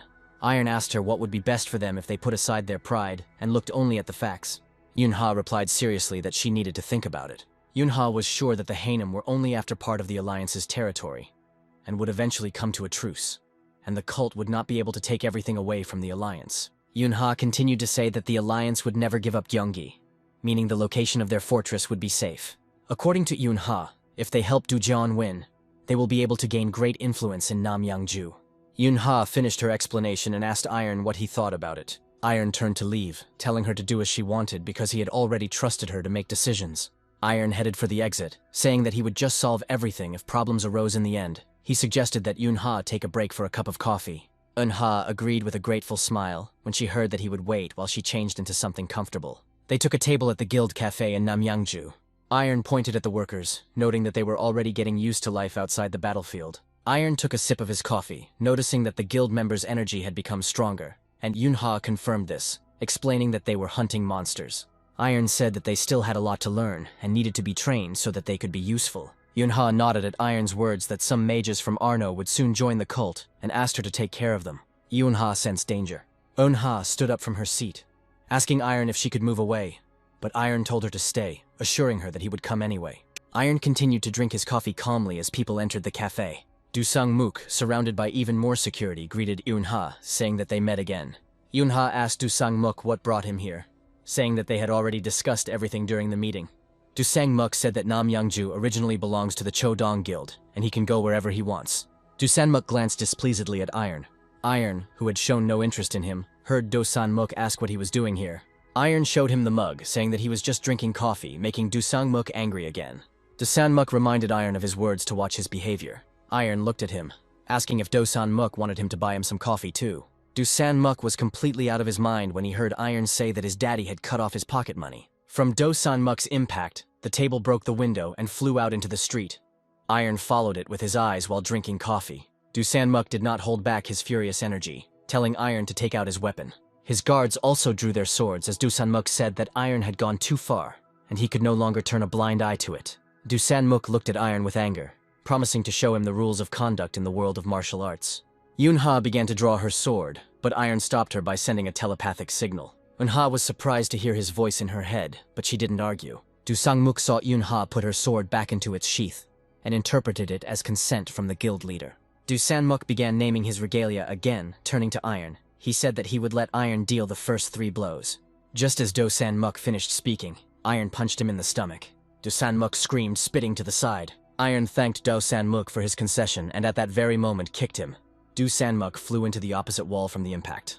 Do Sanmuk's guards were stunned by what they saw. They immediately rushed to defend their leader, but Iron had already disappeared. Iron was at Do Sanmuk's side in an instant, his hand clasped around his neck. Iron said that he had one last blow left. Do Sanmuk's guards asked Iron who he was. Iron turned slightly towards them, not hiding his slight killing intent, and told them that now was not the time to ask about it. The security guard didn't understand why he said that, and the next moment, the cafe worker knocked him out. The cafe workers knocked out all of Do Sanmuk's guards. Iron threw Do Sanmuk's unconscious body on the floor, indicating to take him to the Blood Demon's fortress. After some time, Do Sanmuk came to his senses and, opening his eyes, saw 2 silhouettes in front of him. Du Sanmuk didn't understand what was happening. He was tied to a chair in an unfamiliar place. Du Sangmuk looked at Yunha and Iron, who was calmly drinking coffee from a cup, asking what was wrong after hearing that it took him a long time to come to his senses. Du Sangmuk started a conversation with Yunha, telling her to let him go immediately. At the same moment, a weak blow hit him, cutting his clothes and the skin on his shoulder. Du Sanmuk screamed in sudden pain. Yunha, not holding back her killing intent, told him to shut up, as he was only still alive because the guild member, Iron, had a task for him. Du Sanmuk started to scold them, calling them scum. Iron asked curiously if they should have cut out his tongue, and Yunha immediately pointed her sword at him as if she was waiting for an order. Du Sanmuk yelled that he was sorry, not wanting to lose his tongue. Du Sanmuk's attention was drawn to the sword that was thrown to the floor. Iron drank coffee without holding back his murderous energy, and asked Do Sanmuk if he wanted to stay alive. Du Sanmuk was shocked and looked at the floor. On the floor in front of him lay the Hainam sword, which he couldn't help but recognize.